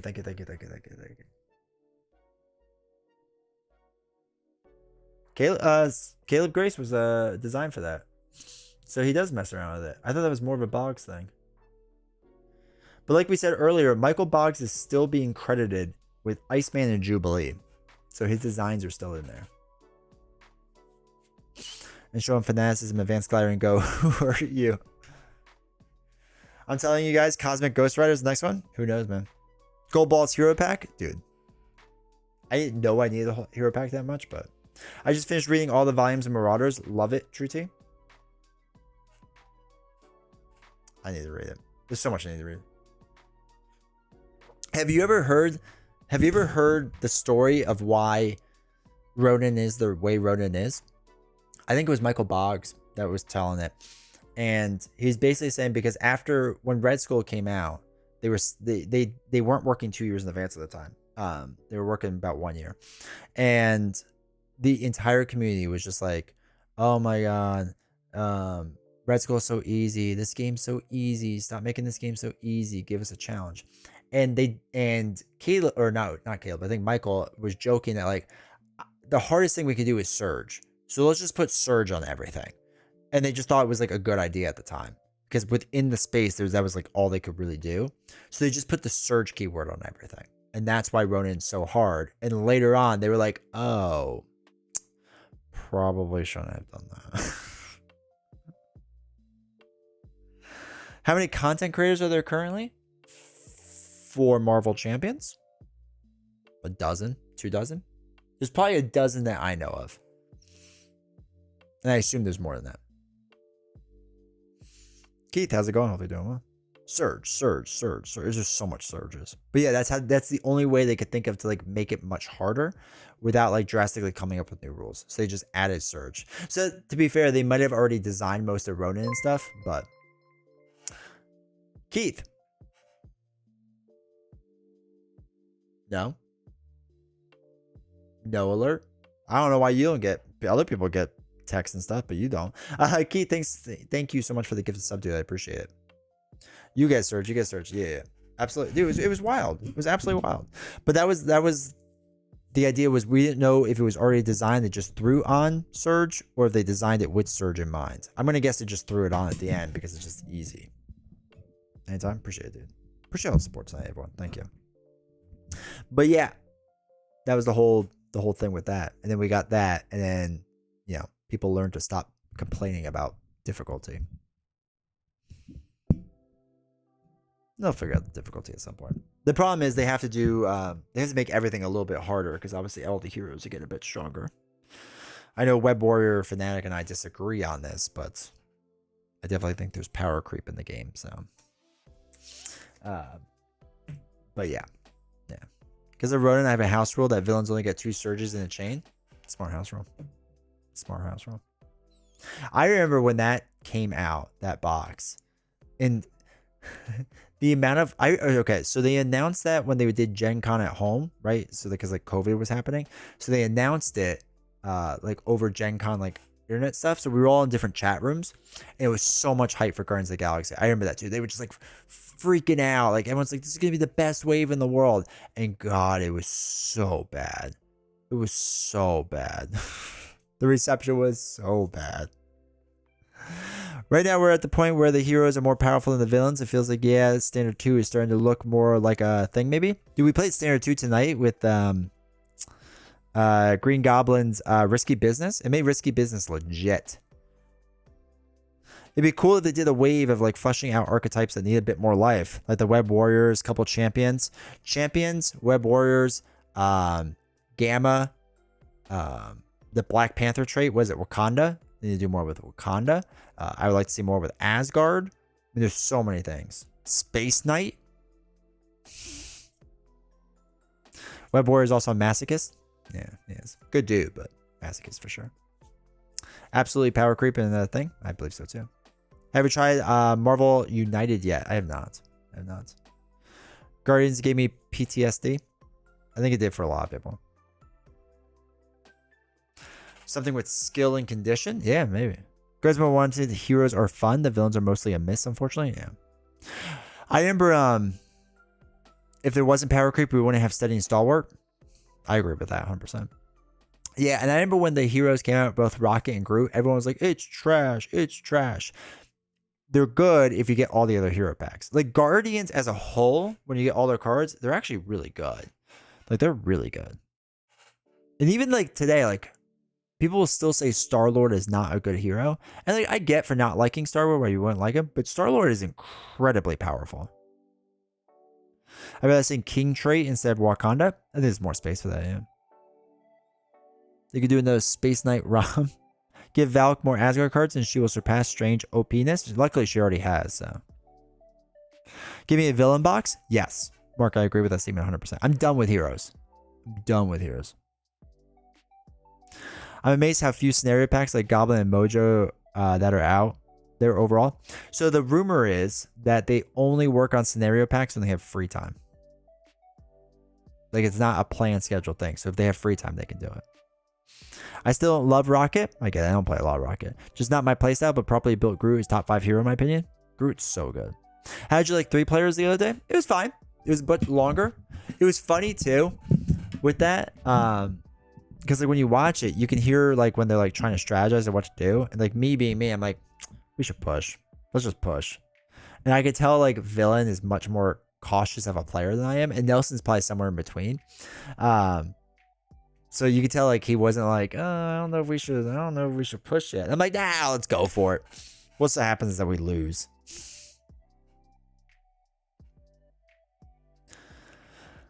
Star Wars boring when it's just there on the villain card. I like it when you can remove it. That's why I like Magneto so much. I played Star-Lord the other day. Didn't like how he played, but he is definitely really good. We should hit him again. Forget heroes, forget villains. Give me X. Villain box with new aspect cards would be amazing. Your Star-Lord aggression deck rips. Tried it several times last week and never made it past turn 3 without killing the villain. Star-Lord is arguably the strongest rush hero in the game. I could tell Villain 2 was like, is this guy serious? Did you get that feeling too? It's so funny because we're such different players. We're such different players. I want to play with Web Warrior Fanatic too. Inside Baseball, him and I are talking about trying to work together on some things. So I'm hoping we could do this. But I would like to play a game with him at some point. And I think it'd be hilarious. Because his games last so much longer than mine because he's such a control player. I'm like, nah. Let's just go for it. Thanos is one of the few villains where Star-Lord makes sense to me. Yeah, I see that. Like, it's got to be reserved for very special villains. But the fact that it's on like everyone in the first X-Men box is kind of sad.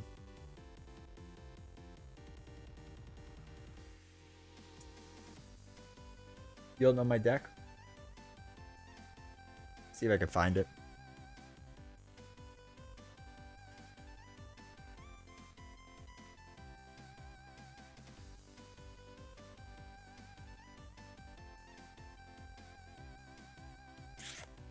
Wait.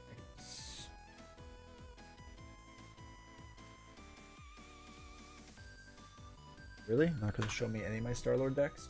No? We're not going to do that. Marvel CDB. Trash website. I can't filter out by Dex. Oh, wait. Was it because I was on the wrong number? Oh, there we go. No, I don't have it saved. So we have to find it somewhere else. It's in one of my videos. I can look for a bit. D20 is the modern day Leroy Jenkins. If I live in infamy like that, I'll be pretty happy. 4-man Kang. Ugh. Please play with Web Warrior. We're working on it. Somehow easy it is to control the madness. Oh my god. My hope is one day they release an alternate hero pack where they tweak certain existing heroes with different heroes and alter ego abilities like Superior Spider-Woman or Hulk replacement card. Wong replaces Strange and so forth. I mean, they could do a what if thing. I don't know if they ever will, but it could. Dude, if I hear ever again how easy it is to control the madness tokens, I'm just gonna give him the video of this game. I'll look for the video? Yeah, I could look for it too. I don't know where it is. Was effort we bought. Yeah. Well, because it's oh my gosh. Okay, side note. I need to complain for a second. One of the reasons I don't do anything on Reddit anymore is because I cannot stand the groupthink on Reddit. I cannot stand it. It drives me up a wall. It really does. And it's so strong. It's so strong. It's annoying. So like you'll see constantly how people are like, what's the worst hero? It's Hulk. Hulk is the worst hero. It's the worst hero. It's the worst hero. What's the worst hero? Who's the worst hero? It's Hulk. Hulk is the worst hero. Absolute worst hero. Absolute trash. So then Web Warrior Fanatic puts together a masterclass of Hulk just crushing everyone. And they go, well, of course he can. Any hero could beat any villain and expert, with the right deck. So then there is no worse hero. So if there's no worse hero, there's no best heroes. And all the heroes are exactly the same and your argument is mute. Like, oh my god, that drives me up a wall. Moving the goalpost, 100%. They do it every single time on Reddit. And this is a part of the reason I don't do Reddit replies anymore, because it drives me up a wall. I create videos of Valkyrie beating people, and you know what I get comments of with Reddit? I've done this before in the past. Well, of course she could beat Ronin on Expert. Of course she could beat Ronin. Of course she could beat Venom Goblin. Why wouldn't she? You just said she's the worst hero. Oh my god. This is why I don't deal with Reddit that much anymore. The guy who runs, I think it's a guy, I shouldn't assume, whomever that runs the subreddit Marvel Champions, very nice individual. I wish him the best. I like 95% of the people on there on Reddit. I think they're good people, but man, that groupthink is strong. It's so strong. Holy cow. It drives me up a wall. And then when you prove them wrong, it's, well, of course. Why wouldn't they? Who said Hulk was bad? Not us. Sorry. I just... Big pet peeve. True T, I say I want alt versions, but where they spice up the core box villains. I always wondered if they would do a second core box. I hope they would. I don't know. Speaking of Web Warrior, Gwen is by far my favorite hero in the game. I like Gwen Stacy a lot. It's so easy to control the Madness tokens. I need to make that as a shirt. I'm going to make that quote as a shirt. Tonight was a meme. Hopefully in a good way. Was it like a shield deck or something that he did? I don't think so. I don't think he did a shield deck. If you don't agree with me on everything, we will downvote you into oblivion. Yeah. You clearly have trouble controlling the Reddit Madness tokens. The highbind stuff is strong. I can't talk about the homebrew stuff, and I just get told I shouldn't do it, and then get downvoted until it's hidden. That drives me mad too. People always find something to complain about. Yeah. D20 getting heated is gold. Dude, there's a few topics that will tilt me, and that's one of them. Stand tall in the soapbox. D20 getting fired up. Awesome rant. Is there a homebrew Discord? Add it. Oh yeah, there is one. Add it here, because it's actually a really good group. It's where when I used to do my homebrew videos randomly to give that community some support. I think I stole a lot of their stuff from there. By stole, I mean promote. Hold on, wait. Let me look up Web Warrior Fanatics thing really fast. Web Warrior Fanatic.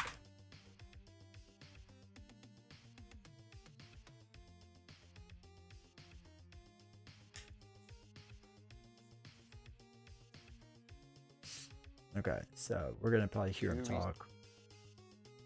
All right, deck list. Yeah, it's a leadership deck. It's not even a shield deck. That's his deck that he uses. So you can check it out. Hulk poll. Oh my god. I actually think the downvote and upvote system is what makes Reddit especially bad for hive mind, because anyone who disagrees gets their karma obliterated, and the only people who have the same opinions end up sticking around. Yeah. Yeah, I agree with you, Canadian. I agree with you 100%. The other issue with it is I do miss the Reddit replies though. The problem with the Reddit replies. Okay, there's a few things to Reddit replies. One, as a content creator, did it make me a lot of money?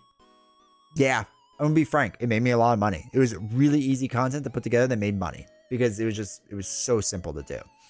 The problem is I felt like I was answering the same question like 90% of the time.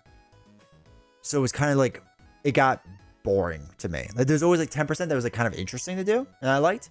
But 90% felt like I was just doing the same thing over and over. So I know a lot of people like those Reddit replies and they've kind of fallen to the wayside. And I was hoping to replace it with other stuff, but I haven't been able to. There's just not enough there to do it with, unfortunately. So, but anyway, with the issue with Reddit too, is that the whole point of Reddit was it's an aggregate website to bring other outside content into to talk about. Now, when you do that on the Marvel subreddit page, everyone freaks out. They want original content only on Reddit. And they're like, that's the point of Reddit. And it's like, well, maybe that's what you think the point of Reddit is, but it wasn't the point of Reddit. Like that wasn't what the whole point was. Like when I started using Reddit before it was cool and before people knew about it and like people were like, is this 4chan? No. The whole point was to bring other outside things in to talk about the outside thing, not to create original content on Reddit. And it slowly kind of morphed into like people wanting that. What will it take for D20 Spider-Man aggression, Peter, not Miles, against Mugen Formula? I don't know, but I want to do that now. I think it could be fun. We could try it sometime. I want to do more Spider-Man stuff. I enjoy finding videos on the subreddit, especially with Web Warrior Fanatic, how would discuss it. Reddit is like the episode of Community where they make an app that could rate people. So many questions that could be answered by looking at the rules reference too. A lot of it was just me looking at the rules. It was kind of funny. Do you have a definite favorite scenario to fight? Do you mean like in general or for like testing decks or anything? Or just like in general, like my favorite scenario in Marvel Champions? Controlling mass counters. Dude, Google would come after me for that.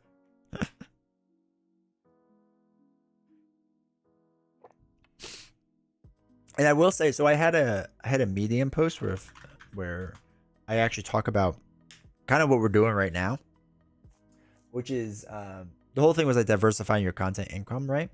And it's really funny because back in the day, the way I did my content creation, if you notice, was I did the live stream and we would try to play like 3 or 4 games, right? And I'd always be kind of stressed about it because like I wanted a good game and I would mess up a lot and I'd be like, oh my god, this is the worst thing ever. And I need to get these 3 or 4 videos because I need to put up daily videos on YouTube so then I can make shorts off of those videos, right?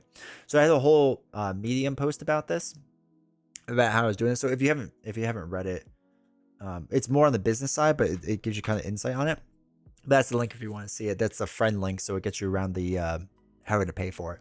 But now, what's been fascinating is that I have so much original content now with other things that I do that the long form, if I just pull out like one thing or maybe 2 things, like from the live stream, it works out great. Then I have enough content. I'm doing so much other things as well.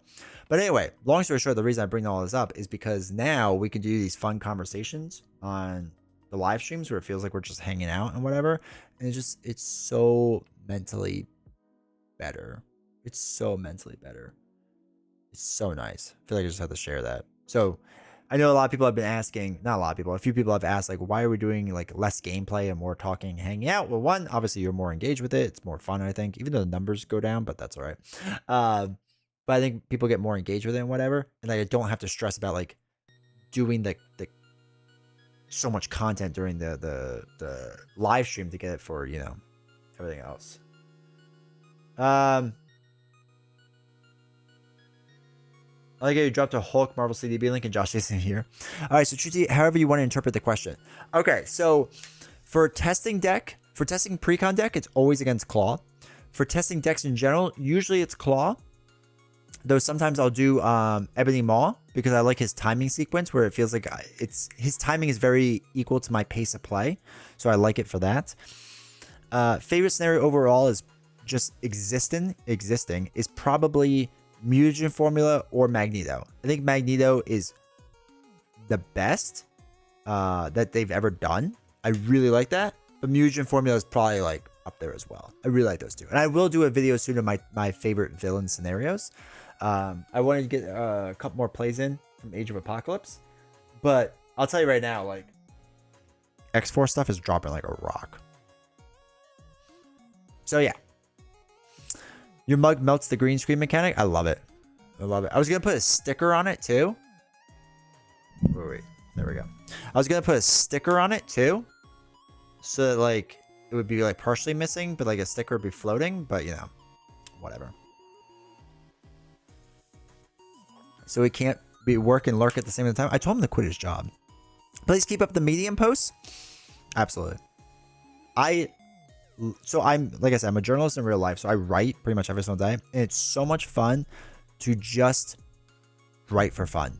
Like about what I want to do. And it doesn't have to be long or anything. I've really enjoyed writing and sharing it to Patreon and whatever. So it's been really cool. So that's not going to slow down. Like I said, I think the vast majority is going to be board game stuff. But like every now and again, I think there'll be like business stuff on it. Because I think people care about that. So do you freelance or work for a specific company? I work for a specific company. I work for one of the largest, not publicly traded media companies that are out there. We have a really strong business model. We're a magazine company that doesn't publish magazines. So obviously business is going well, as you can assume. X-Force was such a rough box that one really disappointed me, 100%. I know people praise that box. I don't think it's really good. I don't think it's good at all. The more and more I play it, the more I don't like it. I can't be too hard on it because I know it was Tony's real first effort. I think he'll improve. Oh yeah, he'll get better. To me, it's like Guardians, but the opposite. Right? Guardians was way too hard, so we don't play it as much. And it was one of the early attempts, so I get it. And that's how I see it with Tony's box. I mean, he'll obviously get better. Hopefully. I mean, I assume he will. I think that's a safe assumption. My other issue with X-Force is I didn't have enough crossover between X-Men and X-Force stuff. So it feels so slotted in there. Where like all the X-Force like supports and upgrades like kind of just work in its little niche. And the X-Men stuff work in its little niche. So like it just doesn't feel right. Like it feels like I can only do so many builds with different things. You know what I mean? I don't know. What exactly do people not like at AOA? I know it's mostly the campaign stuff. I don't know. I like AOA a lot. I think it's really good. I was talking about the one before. Next Evolution? Next Evolution. One of these days I should get a few decks together, one per aspect, except pool. And take those through the gauntlet of every scenario. Really sample everything for like a month or so. That'd be sweet. If he swung with a Guardian style box, he would have been hated. True. True. I mean, I would like to think that the guardrails would have been on for that, but I have no idea. It's a harder one, but there's a lot of balance. God bless you. I can't do it.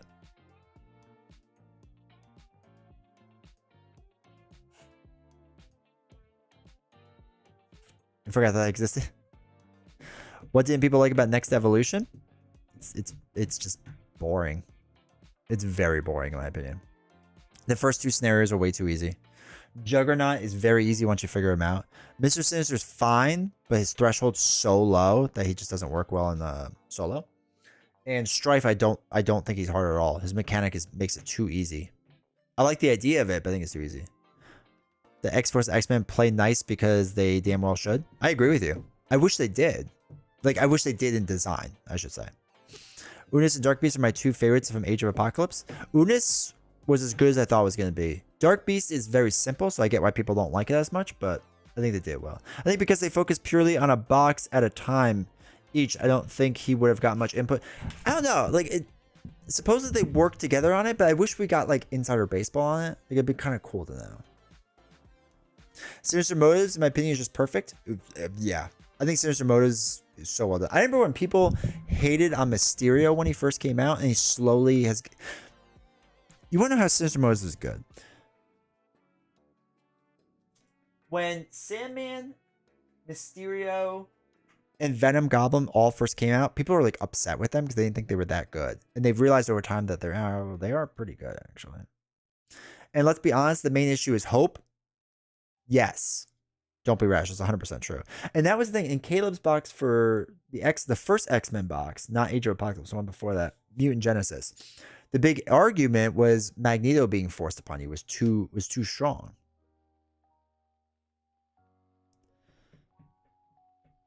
But I mostly like X-Force Heroes. I think the deck building was too limited, like D20 just mentioned, and the heroes are comically easy overall, plus designs aren't too interesting. I like Domino's deck build, and I like X23. They were really good. The rest, I think, were very basic. And I mean, just to be completely honest, Deadpool just put such a bad taste in my mouth. It's just to this day, everything about it. What masterminds are you playing against tomorrow? We're doing just the core box, as we've talked about. That's a thing, but the original core legendary box. So we're just gonna pick a mastermind for that, but I don't know why yet. Magneto was also a bad idea. No more Force allies. Agreed. Hopefully they never do it again. Complete lack of madness counters. Oh, okay, Mac. Rate the multi-villain scenarios. Okay, so the worst is probably Wrecking Crew, which I actually don't mind. I know people hate on Wrecking Crew, but I actually don't mind it. There's only 3, right? Wrecking Crew, Mansion Attack, and Sinister Six. Is that the only 3?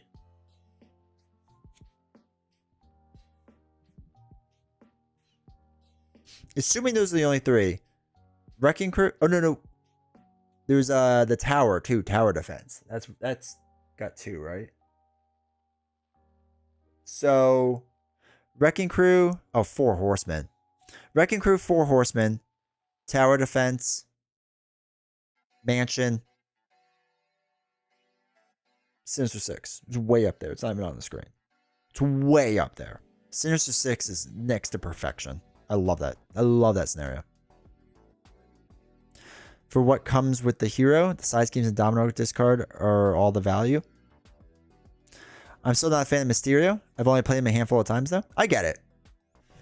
I think everyone like hated Mysterio in the beginning, and like he got like 50% like after that. You know what I mean? Like he started really low, then moved his way up. Plus Gwen and Miles.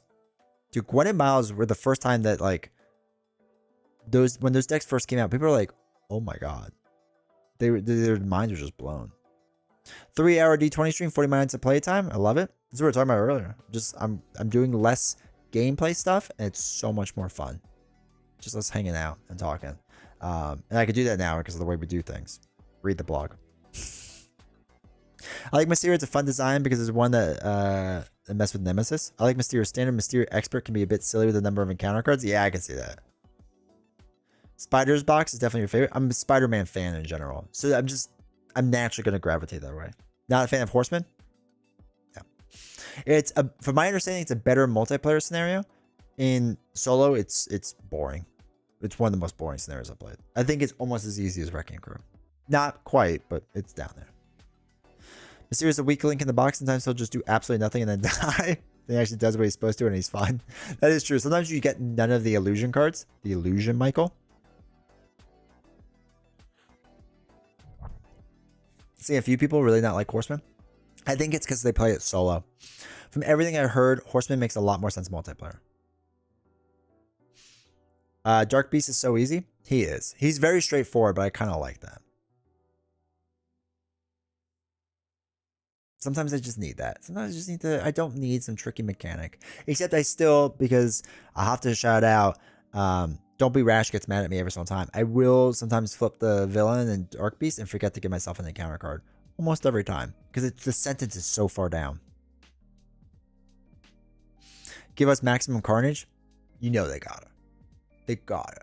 I know Daredevil's gonna be their main money maker, right? It's gonna be their main money maker, but Carnage, it's gonna be sweet. Why does Champions gotta be so expensive? Wait till it goes on sale. Just wait till it goes on sale. It's kind of what makes me nervous to buy all the X-Men trilogy of stuff. Don't be. It's solid. I play X-Men a lot. Like I said, Wolverine, I love. Wolverine's a Mount Rushmore hero for me. Absolutely fantastic. Storm, who I recently did on Nelson stream, love Storm. One of the best. Absolutely love it. Shadowcat is one of the most fun you'll ever have in this game. X-23 is one of the strongest and most fun heroes you'll ever play. Just straight up. Most of the other ones are fine. The problem is, if you really get into the weeds of X-Men, or if you get into the weeds of villains and like really enjoy playing certain things, it's frustrating. The first Mutant Genesis box, Magneto is one of the best villains I think they ever designed. Mansion Attack I think is good. Project Wide Awake and Master Mold or whatever, it's fine. What was the first one? Oh, Sabretooth. I actually like Sabretooth. People hate on Sabretooth. I like him personally. X-Force box, I don't care for the villains. Age of Apocalypse box, I think is really good. Unis, a lot of fun. Four Horsemen, I don't like. Up APOC 1, phenomenal. I think they did a really good job. Dark Beast, I think is good. I think he's basic, but he's good. He's good at what he does. APOC 2 is fine, right? I don't love him, but I don't hate him. I think he's very like middle high in there. So don't let it deter you. But if you are like nervous, just wait for it to go on sale, man. Just wait for it to go on sale. To think that Fantasy Flight or FF had the potential to go through Sony to just use the Spider-Man property, I don't know, right? I do not think that I have any villains I don't vibe with. Sinmo. Wait, I don't think I have any villains I don't vibe with in Sinmo compared to other boxes. Interesting. Hey, Viking, how's it going? LCGs are so hard to get into if you're behind. It stinks to get into. I had to do that with Ashes Reborn. It was tough. It was tough. I've never seen it go on sale. Goes on sale a lot. Join Discord. Where's the button? Join our Discord. We point it out when it goes on sale. Wait, are you... Well, let me phrase this. Are you in America? Because that might be an issue. You forgot Wolverine? Did I forget Wolverine? Wolverine is grossly good. Wolverine's my favorite. I thought I said that. Wolverine's my Mount Rushmore. Just pull a double foil Dididan EX. Nice. Good job, Clara. Don't forget Gambit. I like Gambit too. I know a lot of people like Rogue too. So Rogue's pretty good. Rogue and Domino are amazing. My two favorite mutants. A lot of people like Rogue. Rogue I'm warming up to a little. Like a tiny bit. I am in America? Okay. Yeah, join Discord. We'll point out the deals. Black Friday a while back, like it went, like everything was stupidly cheap. I think Miniature Market just did a huge sale in Marvel Champions like a couple months ago. Like older heroes. Goes on sale. Borlandia is another good one. Borlandia goes on sale a lot. Like I mean like half off at least. The Gambit aggression video you posted was so good and he plays so fun that way. I appreciate it.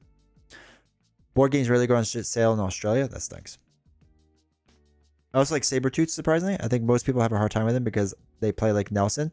That means incremental advantage while we burst villains down. Yeah. Except the missions. I have yet to this day done an AOA campaign. I can't bring myself to it. I've talked to several other content creators behind the scenes, and they have basically told me not to bother because it's just not great. Be able to word ban next stream. Solid. Obviously, Psylocke is your favorite. My God, everyone thinks I hate Psylocke. Again, just because I went meh. She's meh. She's a very middle of the road hero to me.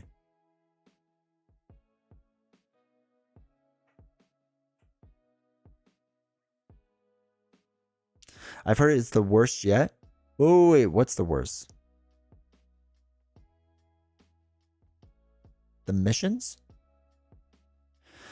I paid full retail $70 on my LGS last year, and I wish I bought it from another place. However, still worth it? Yeah. Yeah, I got into it because Marvel Champions. A buddy of mine on Instagram was like, "You have to play this game," because I didn't really care for Marvel stuff at the time.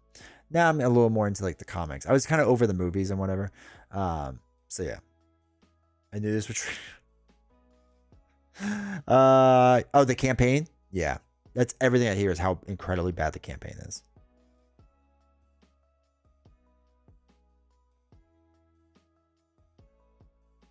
I think you hate Psylocke. I don't hate Psylocke. Okay, I just think she's okay. And it turns out when you say your opinion is that she's just okay, you'll freak out. How are you feeling on Iceman? Actually, I think he's fine. I don't think he's amazing or anything. I don't think the frostbite mechanic is mind blowing or anything. I think he just feels solid at what he does. I like that protection. I was worried that he'd make too much sense in protection. A little bit playing off camera on leadership was actually, there's some interesting builds you can do in leadership. Justice is weird because you feel like you're just kind of spinning your wheels because it doesn't do major damage. So I don't like him in Justice, but I feel like he needs all this thwarting stuff. So it's like this really weird thing in Justice. I haven't been able to figure it out yet. And aggression, he's fine. He's fine in aggression. Do you think he's crushes protection? No, I actually think he's really good in leadership. I mean, protection like naturally makes the most sense, but there's some cool leadership things you can do with him that have been pretty strong. So I like the Guardians Most Wanted campaign system, but dislike the campaign.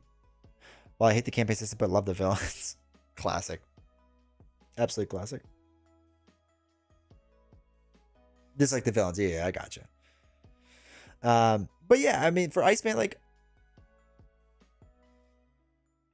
I think he's fine, right? I don't think he's amazing. I mean, I know when he first was announced, people were like, "Oh, he's gonna be S tier," and I never saw that argument. It's the same with they're saying with Nightcrawler right now. They're like, "Oh, he's gonna be S tier." Like, I don't say that. And I think it was very apparent right away with Iceman that he's A B tier probably.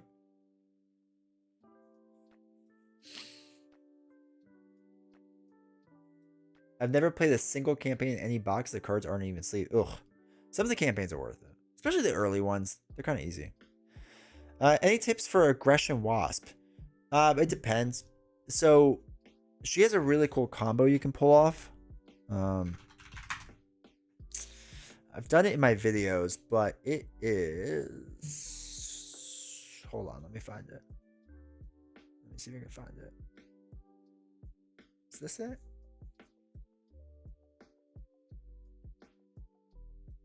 No.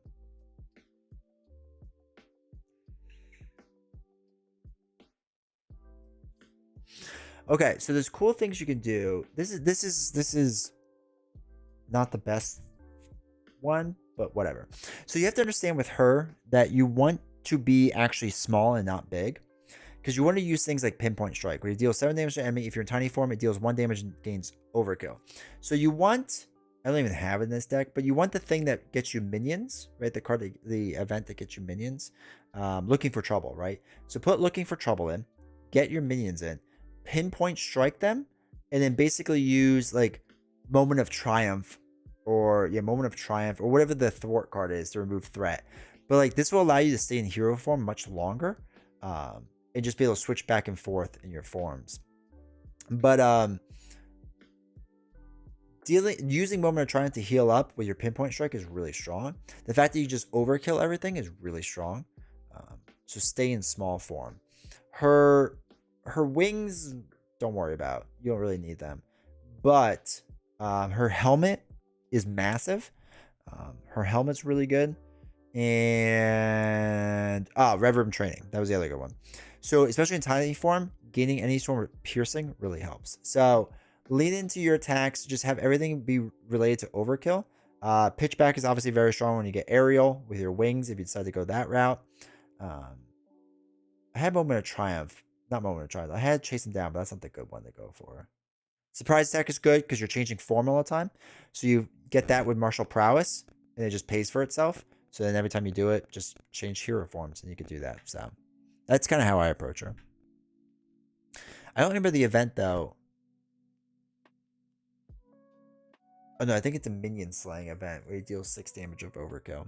Never mind, I think it's something else. Protection is my least favorite aspect to play in, but I think this Nightcrawler wave is gonna turn me. I'm not a big protection player either. I get stuck with full like water decks, perfect protection, and ready up decks. That's like all I can do. I don't like repurposed decks. I don't like them. They're not as fun to me, but I'm not opposed to the campaign. I just want this game to be drop in, drop out. That's actually how it was originally designed. Andy Navarro is the reason why it's a campaign, because he said, well, there has to be a campaign. Why wouldn't it be? And that's why in Rise of Red Skull, it feels so thrown in, because it was.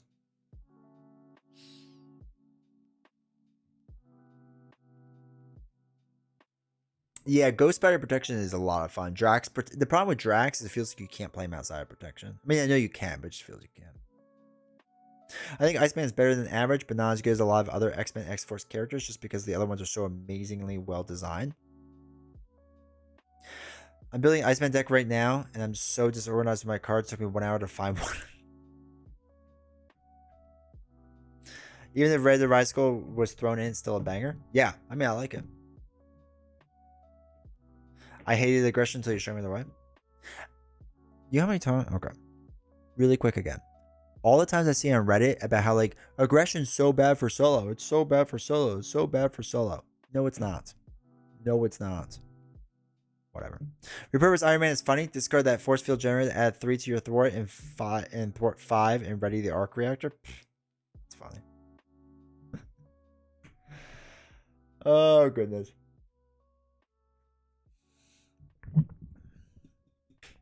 Excuse me.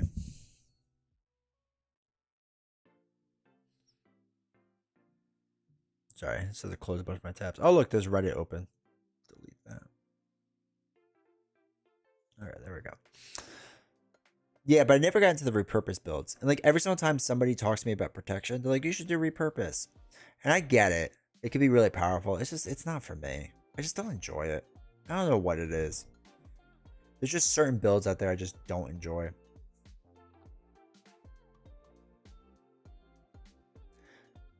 Aggression is strong. You can kill 90% of the villains in like 3 turns. That is very true.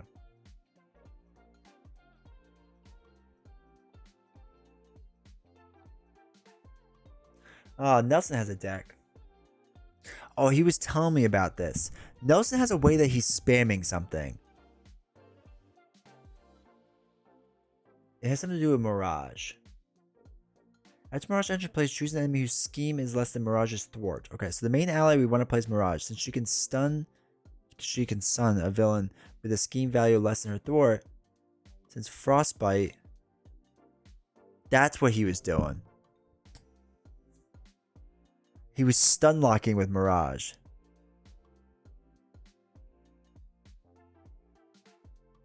Yeah, this is what he was doing. This is actually okay.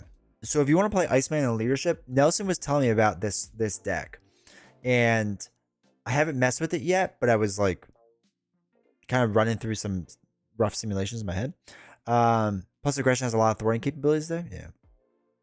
This deck is actually really interesting in what he's doing, because he's basically stun locking the villain with Iceman and doing it over and over with Mirage, and recalling her in with like Make the Call or Pixie, right? It's a really fascinating way to do things. So let me just throw this in the deck. But if you want to play Iceman a different way, Nelson keeps telling me like that this is legit. No rapid response. You could probably do rapid response. Actually, and just play and put into play. As long as it's the same thing, you should be fine. But yeah, that's very cool. Yeah, I really want to try this soon. I would actually put it in probably rapid response too. I would get Moira out there because I'd never flip down.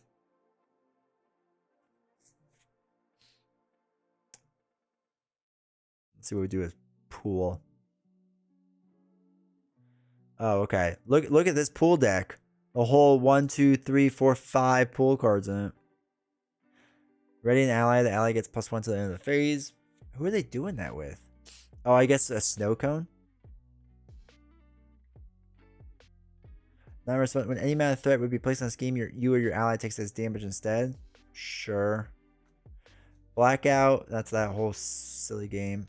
After your player phase begins, exhausted to heal 2. That is a stupidly strong card. Ready your hero. Okay. Cool.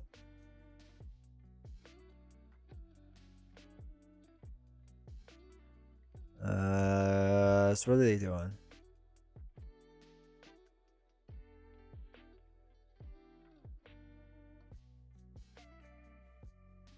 Oh, Iceman Bootcamp deck. Okay. Get it? It's Ice Having Friend.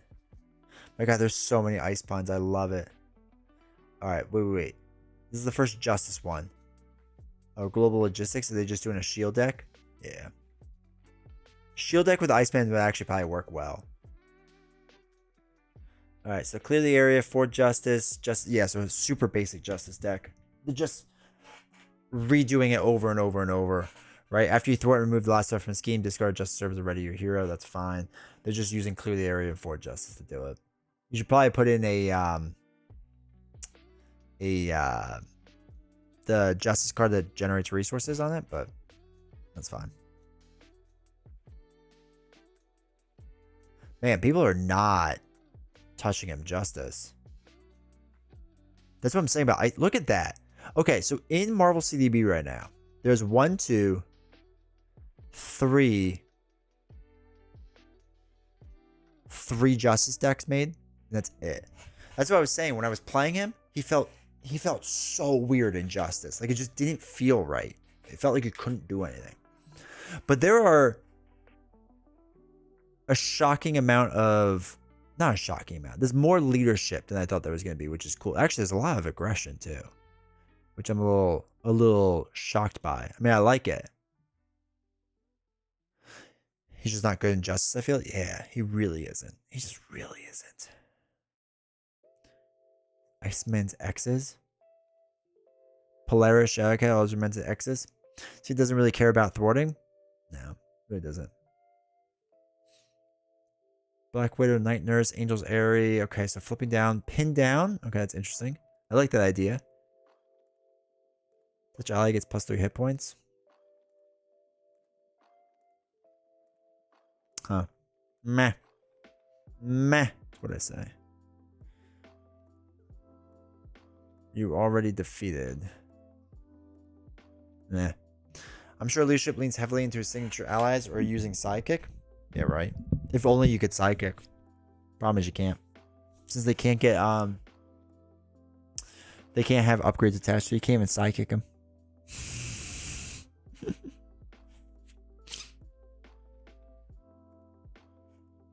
I miss playing Justice, such a fun aspect sometimes. I like it. I've kind of gotten away from it a little bit because I've been messing more with leadership. Because I didn't play leadership for like years, right? So I started messing around with it more. But shield decks were huge. I'm kind of over shield because it's such a whatever thing to just kind of do its own thing. I mean, it's fine. I don't want to like knock it. But yeah, it's just I'm tired of it. But I mean, I still like Justice, but it feels like I play so much Justice, I just know it. The first 2-1-3 stat line.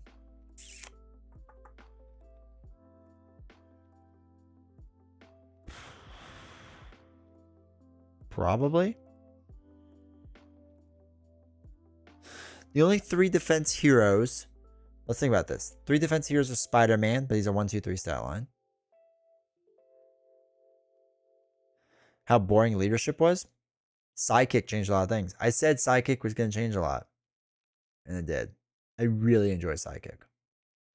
Actually, to be fair, a few things. I like Sidekick. And I like the psionic cards with like Psychic Kicker and whatnot. I'm going to be doing a my Sunday morning coffee and whatever game for this Sunday. Assuming I was going to record tonight, but now it's midnight. So I'm probably not going to do that. But I want to mess around with Sidekick and Sidekick on Cyclops and doing Psychic Kicker and trying to like work on that and see how that mechanic works. So that's my next idea. Has 2 thwart, 3. Okay.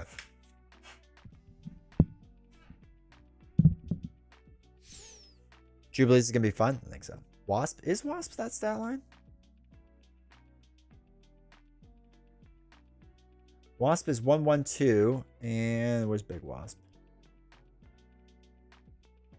223. So it's not 213. Try Spider-Man leadership and sidekick the hell of Black Cat. No consequential. And you just have Spider-Man keep like backflipping and whatever out of the way. Yeah, that's solid, dude. Sidekick is just fun. I really enjoy Sidekick. And I know, like, I always saw people are like, "Oh, I'm already tired of Sidekick." It's like, I get it, I do, but I'm still in for it. All right, it's midnight. What is that? 3-hour and 40-minute stream. So we played Marvel Champions for 40 minutes and talked for 3 hours. Yozo, thank you for the gifted sub, dude. I appreciate it. Thanks for sharing the love with everyone. I appreciate it a lot. So, really quick, what we're going to do tomorrow night. Well, first off, join the Discord if you haven't joined the Discord, right? That's really the first thing you do. Have you done Drax Psychic Net yet? No. Actually, that's not a bad idea. That could be fun. That's on the list. I like that. Okay, so join Discord if you haven't yet. Make sure you read the blog if you haven't done that yet. Wherever the heck it is. Because, you know, I should support my content work. Read the blog. Professional Yapper, God willing. It's actually basically what I do in my real life. Or a real job. I'm going to be live tomorrow night. We're doing Marvel Legendary, and I'm going to be teaching my wife how to play. So, if you want to like learn how Marvel Legendary plays, tomorrow's going to be a really good stream for that because I'm teaching her how to play. She's never played, so we're going to do that. We're just using the core box. So if you were to get the core box, it's just exactly what that is. So we're going to do that. It's going to be hopefully a lot of fun. I have a feeling she's going to really love the game and play less Marvel Champions because of it. So we'll see.